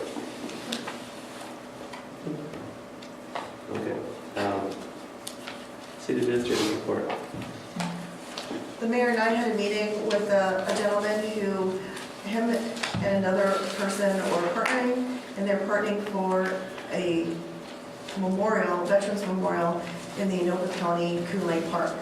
And he raised all the money in order to put a memorial in that park. It's under construction as a joint project. And he came here to just let us know about the project. So if anybody is out there, it is under construction and has been a joint project with the parks. If I remember correctly, this was going to be a World War II memorial, and it is their intention to have other veterans parks within Anoka for the other wars that we've had over the years. And so it's going to be an ongoing thing. So I think the next project was in Lake George's park. So just that was for information. The next item is a resolution. We approved the 141st project. There is one parcel that is a vacant 40-acre parcel. That person, during the assessment hearing, did voice that it was going to be a hardship on her in order to pay the 4 assessments. She does not qualify for green acres, and she did not qualify for senior hardship deferral. And looking at our special assessment policy, we do have an item there that's called a large lot deferral. She does qualify for that, and she's asking for that deferral. The email is in your additions. And our attorney put together a resolution, because you do have to do it by resolution in order to grant this deferral. The caveat is you can put any conditions you'd like on it, because it's one of those that you're able to put conditions on it. And in this particular case, Betty Thiessen is asking for this large lot deferral as it's a hardship on her. And she understands that it is not a forgiveness of interest, that she will have to pay principal and interest, and it will be recorded on her property. She didn't qualify for senior deferral, you said? She does not. The parcel is not improved, and a senior hardship deferral has to be on a homesteaded property. And so she meets the age requirement, but there's no house on that property, it's vacant. So this is a buildable lot, There are 4 buildable lots on that property. so they will be sold. So it's a 40-acre, It's a 40-acre parcel. 38. There's a little bit of wetland on there. We determined that there was enough upland for 4. By the frontage, you could have 6, But even with our new cul-de-sac rule, if you did a cul-de-sac. you do 6. No, if you just did lots off the street, you could do 6. Oh, so you should build an 8 with a cul-de-sac. If she was to build a cul-de-sac. But the idea is that if you pay for the road, you get benefit from that road, and I suppose a short cul-de-sac with that. So she doesn't live on this parcel. She does not, it's vacant. It's not for sale. Is this a tree farm? Okay. I know there's a lot of trees on it. Yeah, she does. Is Mr. it- Mayor? It's, as far as I know, it's not for sale today. No. Yes, Mr. Mayor and Council, I just wanted to point out the conditions that would trigger payment of the special assessments, construction of any improvements, transfer of the property, death or sale, death of the property owner. So each of those conditions would require the payment. I don't see any reason why not to, but Oh, she does have any reasons. we have to carry the loan. Yeah. Four spots. So that's our rule. I mean, what are you going to do? It's what our rule says. We've granted, the city's granted these before. Have you ever thought about, we'd come out behind if she donated the land to like wetland man or wildlife management area or something? Not in here though. Oh, If she donated land to the DNR, like we've seen on other properties or something, then I what see we'd you have should to prevent that. That would be a transfer of the property. Okay. So the conservation easement would be a transfer, even though it's not the fee interest, that conservation easement would trigger the payment. I don't see any reason why not to. I mean, she's going to be paying the interest on the note. What's the reason for that? Not my business. What's the reason for that selling? The idea is, we went 10 years rather than 15 or 20, so that there'd be time for the sale of the property, for development of the property. So So that's, Can you require a partial payment as one lot, or what I think we do, don't we? You could, I mean, in the special assessment policy, it doesn't lay out criteria. And from what I understood from our attorney, it's up to the council to. It's one PID, so she does anything to it, you have to pay. Is that correct? Yeah, and to answer Councilmember Drain's question, yes, you could say, we're gonna take one special assessment now and defer 3. I don't see the reason to, but she needs to get it deferred, she needs to get it deferred. oh, she doesn't, well, who knows? We don't want paving of the roads to cause people to complain. That's the theory here. And this is the mechanism to stop that. She doesn't live there. She doesn't want to pay the assessments. So she says, I can't pay it. She's gonna pay for the assessment and she's gonna pay the interest on the money. All right. So what's the difference? Okay. It's not like she's getting out of anything. It's just like if she had gone to Green Acres, she wouldn't have been getting out of anything either, because Green Acres just deferred all the taxes With interest. with interest, so it doesn't necessarily gain you anything. So I don't see where, I mean, unless we have some inability to bond this or to pay this, then we would say no, but I think we have the ability would we carry this, or would we? It becomes part of the financing, Yeah, we're gonna carry the interest on it. and then you repay the interest when it's. Do we make money on the interest? About 4.5%, you probably do. Yeah, so we're making money on the interest. I don't know why we wouldn't let it go. What's up, you guys? Sandy, what do you think? Is this time limit, sunset on it, or is it? 10 years. 10 years. 10 years or earlier if it gets sold or developed. It's the same term that everyone gets to pay the assessments. Someone want to make a motion to approve or deny this deferral, It's the resolution, yes. this resolution to allow the deferral? Motion over. 1746. I'd like to make a motion to approve resolution 17-46. Second. Any other discussion? All in favor, say aye. Aye. Opposed? Ayes have it. In light of our earlier discussion about road improvement projects, is it, would it be the council's intention to take on any proposals for conduit bonding? Because now would be the time that I would let our bond council know if we were going to entertain that. As we are. At this point, I believe we would be, right? Seller, we don't have any roads. Nobody wants anything paved next year.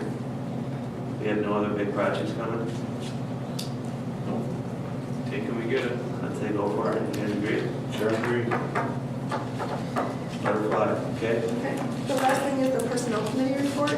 In your agenda on 810, you have the personnel committee report. The first item on the report is the medical health benefit. The recommendation of the personnel committee is that we increase the benefit from $753 to $783 per eligible employee. And that would be effective December 30th. Do you want to take these one at a time, or you just want to go over them all? What do you guys think? Let's just do them one at a time. Anybody have any problems with that? Small agree. Do it all at once. Let's just do them, otherwise we're gonna, somebody's gonna have a problem with one, then we'll have to figure out how to. So, anyone want to make a motion to raise it from 753 to 783? So moved. Please. Okay, is there a second? I'll second it for discussion. All right. Why are you increasing this, Elizabeth? You know, each year we have our medical benefit, there's an increase in premiums, and in order to keep up with the market, we looked at what we see here is a $30 increase for the benefit for the employees. Okay.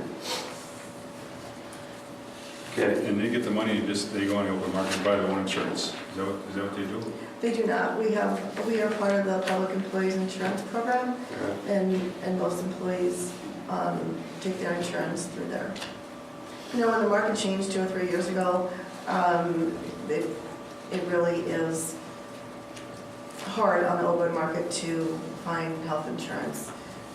So in this particular case, we have a majority of employees on the public program. I will say that the family benefit, the least expensive is just under $1,200. Okay. Any other comment? All in favor say aye. Aye. Opposed? Ayes have it. Okay, item 2.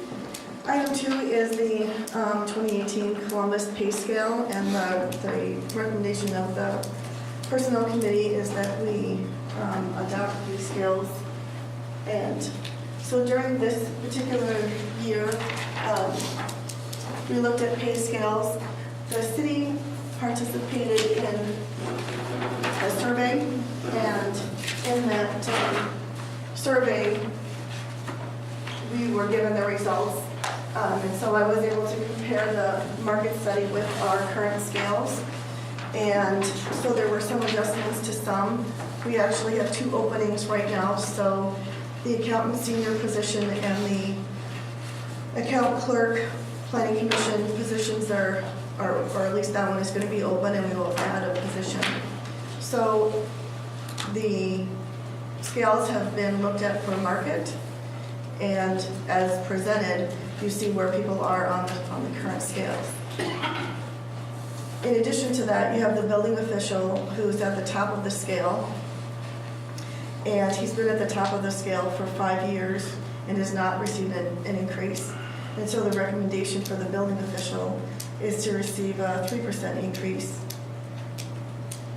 which would change it wouldn't change the scale, it would just give him an increase to $35.24. What does it do for pay equity for the rest of the people?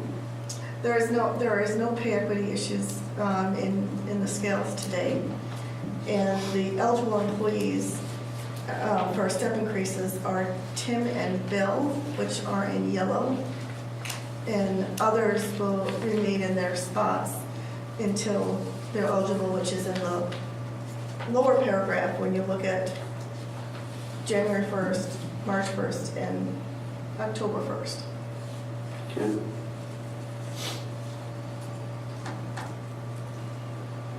You want me to take the last thing because that's not really a motion, so I can. Sure.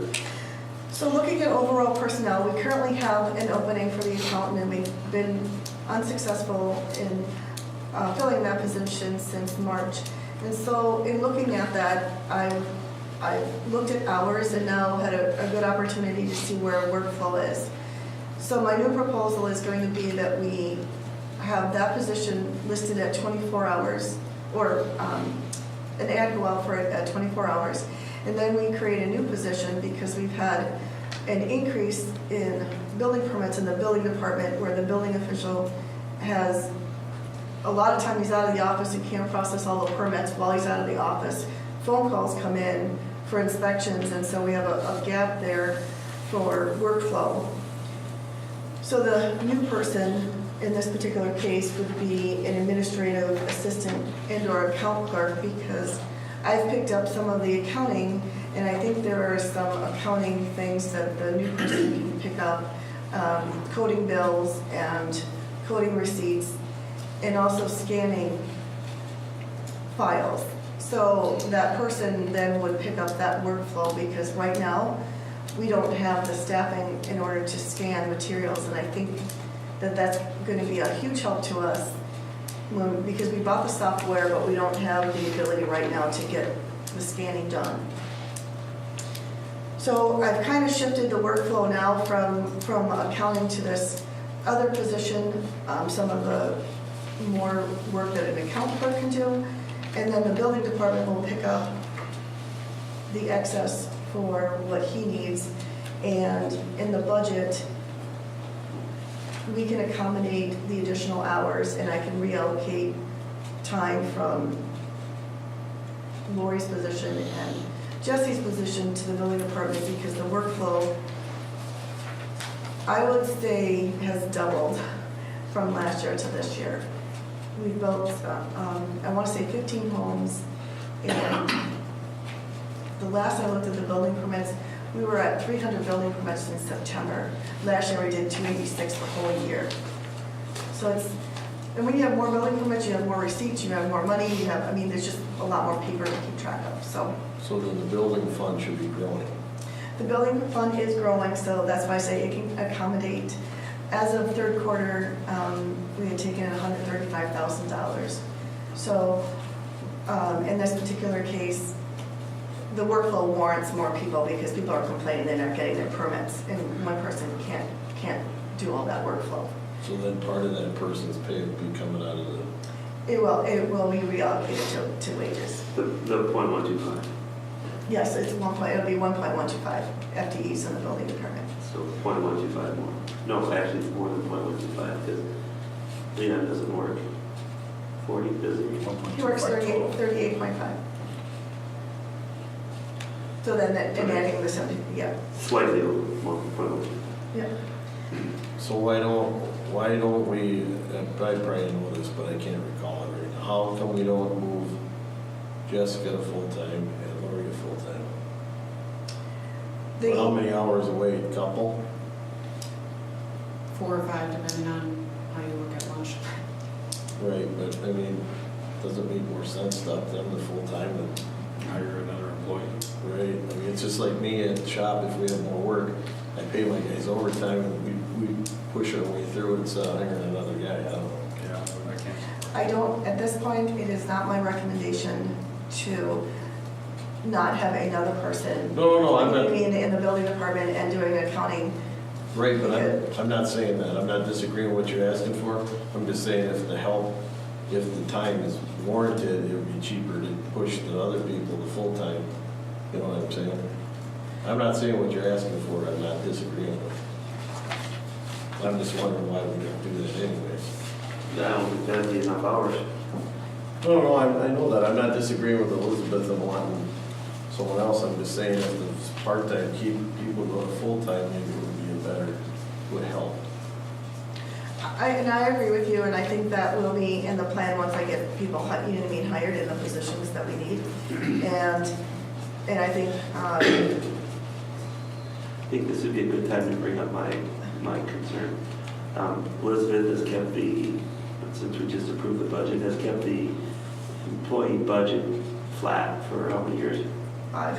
5 years. So basically my philosophy on that is we empower her to fill the positions needed. As our workflow, as our number of permits, as our total budget has been climbing because of growth in tax capacity, / building permits, all the associated road work we have to do, et cetera. There really hasn't been an increase in her budget, and we've always said, I've always said, what you guys, but said, if you can hire another person and keep your budget the same, knock yourself out by moving people's workflow around, qualifications, et cetera. So at this point, I see Elizabeth trying to fit within your budget here. But, so I don't see any problems with what she's doing because she's really looking at replacing Lynette here, right? I mean, Lynette's salary has come off of our budget, come back on with some third-party support, partially come off, I mean, select hours to do.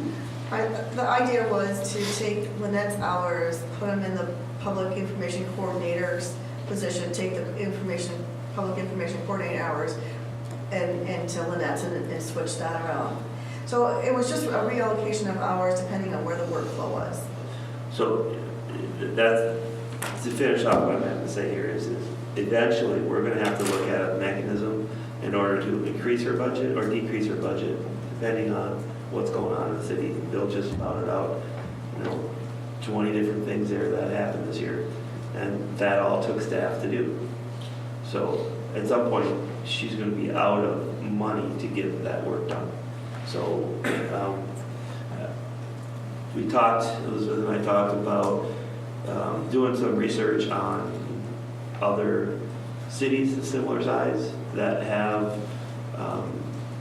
from 3,000 to 5,000 people, and look to see what percentage, to find a benchmark, whether it's tax capacity or overall budget numbers, to show a linear or a non-linear relationship between what they spend on salaries versus what the people make. I mean, if we don't give these raises out to these people, eventually they'll leave and go somewhere else. If we can get the work done and our budget is within the norms of our surrounding cities, then I think we're doing a good job, and the people need to get the raises and stay competitive. So I just caution you guys on not staying competitive and having employee turnovers. Keep it in mind, we're not a union city at this point. Well, and I don't necessarily, I don't disagree with that. I just think that, and I probably brought that up at the wrong time. No, I think I agree with you, and I think that's where we're going. I just have to make sure that the workflow is out there. We're pretty close to full time with the 3 people that we have. Plus with the amount of money that we're bringing in from the building permits, we've got phase 2 in the middle of the city with phase 1 not done and phase 3 coming. And then the Bryant Preserve and the bridge is we're gonna be involved in some of that, I'm sure. So it's gonna be a busy next 2 years. And I think that some of that money in that Comp plan. in the budget for the building inspector needs to be used for that. Needs to be used for. It can only be used for that stuff. Right, but she's talking about hiring somebody that's in there part-time Yeah. and then in the office part-time, which is, it sounds like what you want done is less than what Lynette did anyways. I mean, as far as. Lynette picked up some of the building permit. When building permits are processed, you still have the money that comes in, you still have to account for it, you have surcharge, you have some things. And it doesn't, and from what we looked at for the accounting person, when you need a person to do high-end financing, they want $28, $30 an hour. Mm-hmm. And so Lynette did it all, and she was happy to do it all. But right now, there are some people who are not happy to do it all. You know what I mean? Well, we're also paying someone $30 an hour to do an $18 an hour job. So what I did is I kind of broke it up with like tasks. And so I'm hoping that now I'll be able to fill both jobs with, talent. And I'm not saying that Jesse and Lori will not become full-time, because I think that's the direction we're going. I mean, there's that many people involved and such, so. The other fortunate thing for the staff this year is, especially since June or whatever, has been infiltrated with lots of multiple doubled up information that was just a really waste of time.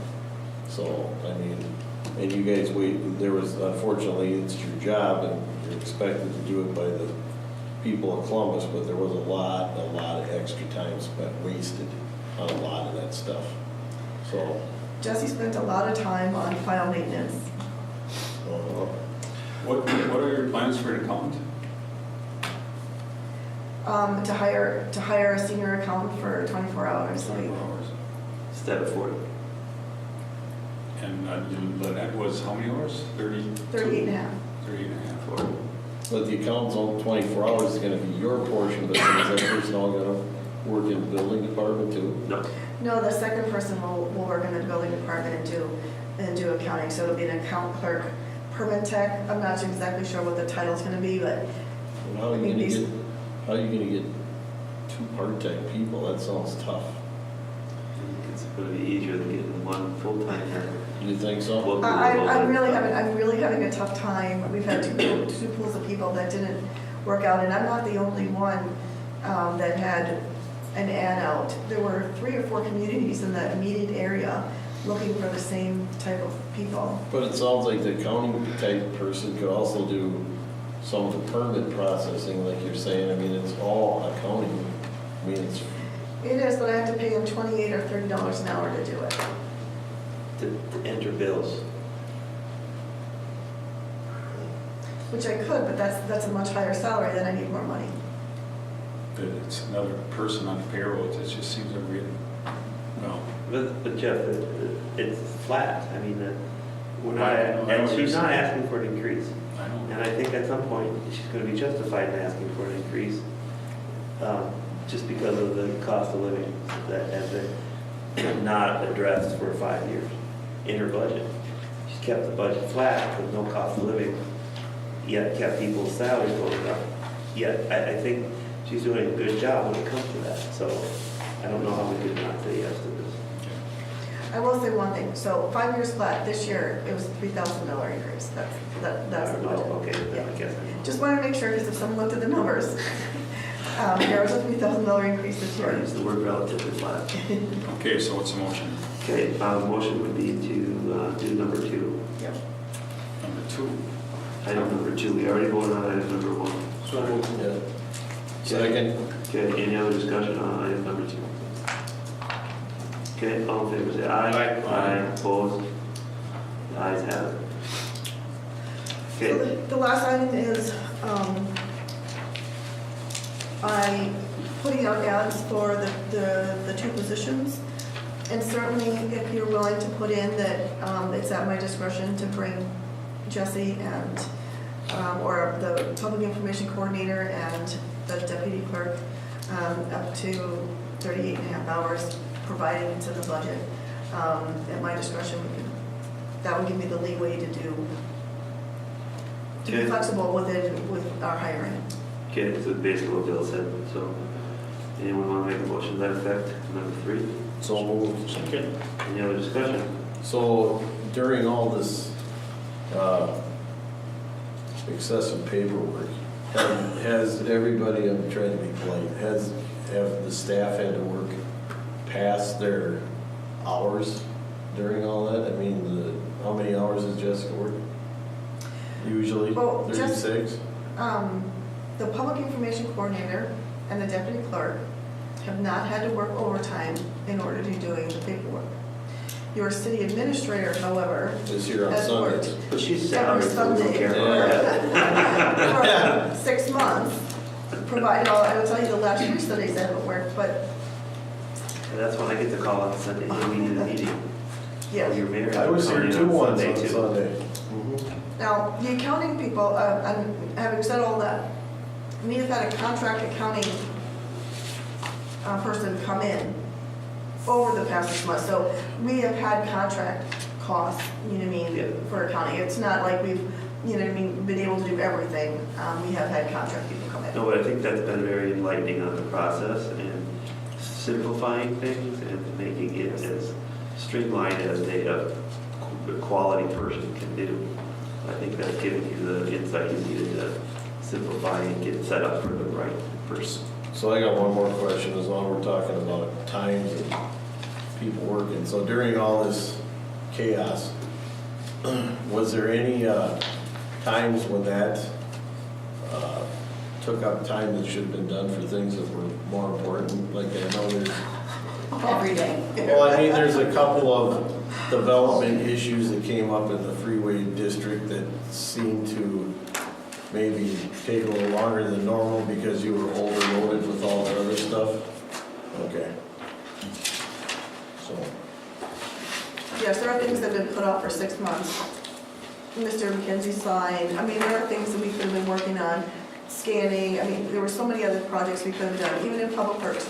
Public Works has been putting in overtime, by the way. well, I mean, I guess I was more asking a question about some of the developments and some of the expansion of businesses in the Freeway District, because there's some of them there where I heard some feedback on things taking a little longer than maybe they should have. Yep. I mean, and because of the sideshow that was going on, I'm asking if that caused some of this backup for the more important things that are going on. I think a couple of things is this year, you know, we were kind of flat for several years. This year, we had an increase in all sectors, whether it was planning, zoning, whether it was building department. And quite frankly, we just weren't staffed to accommodate it all. And so when we processed about 35 applications this year, which is a huge number of planning applications. So I agree with you, it took longer than necessary to process paperwork. We just didn't have enough staff to process any quicker, whether it was consultants or whether it was staff members, just because everyone had an abundance of work. You called people and asked people, can you turn it around? They were telling you, no, not for 2 or 3 weeks. So it wasn't just us. I think across sector you saw a lot of work being done this year. So I agree, and I think that's another reason why we need to increase staff, because we want to process and we want to provide a service and we want to provide it timely. But when you do have one application that takes a good portion of your day, it does impede other applications. So that's why I believe it's important that we look at how many dollars we're spending on salary today for our budget, for our tax capacity, and figure out that we're in line, make sure we stay in line. I mean, for me, it's when people are trying to do developments and they're trying to get their houses in, I understand I hear this, then I talk to you and I talk to the building inspector, I talk to Danny because he's close to, I talk to Danny a lot because he's closer to the city than I am during the day, and he'll straighten me out or tell me, no, this is what happened, that's what happened. He's the building official liaison anyways. Right. Regardless, but I'm just saying is that when I hear, so then I get both sides of the story, it's just important that when people are building homes, when they're building developments, that we can get the stuff kicked out as quick as we can. And I understand there's, you know, you gotta get both sides of the story, so, But to that point, Bill, in the last 5 years since Leon's been here, we've got way better reputation. no, I know, it is, but this fall, there were some issues going on where I thought things could have gone a little quicker, and because of other things that were going on, it kind of slowed everything down, so. Okay. Anyways. Planning Commission meets next week. No, we didn't vote on it. Did we go on that? No. Didn't get a final vote on it. Number 3 needs a vote. Oh, yeah, number 3. Okay. Someone want to make a motion on number 3? Need a motion. We did. Yeah, we made a discussion. Yes, it was. Okay, all in favor, say aye. Aye. Aye, opposed? Nay. Okay, we have 1 nay.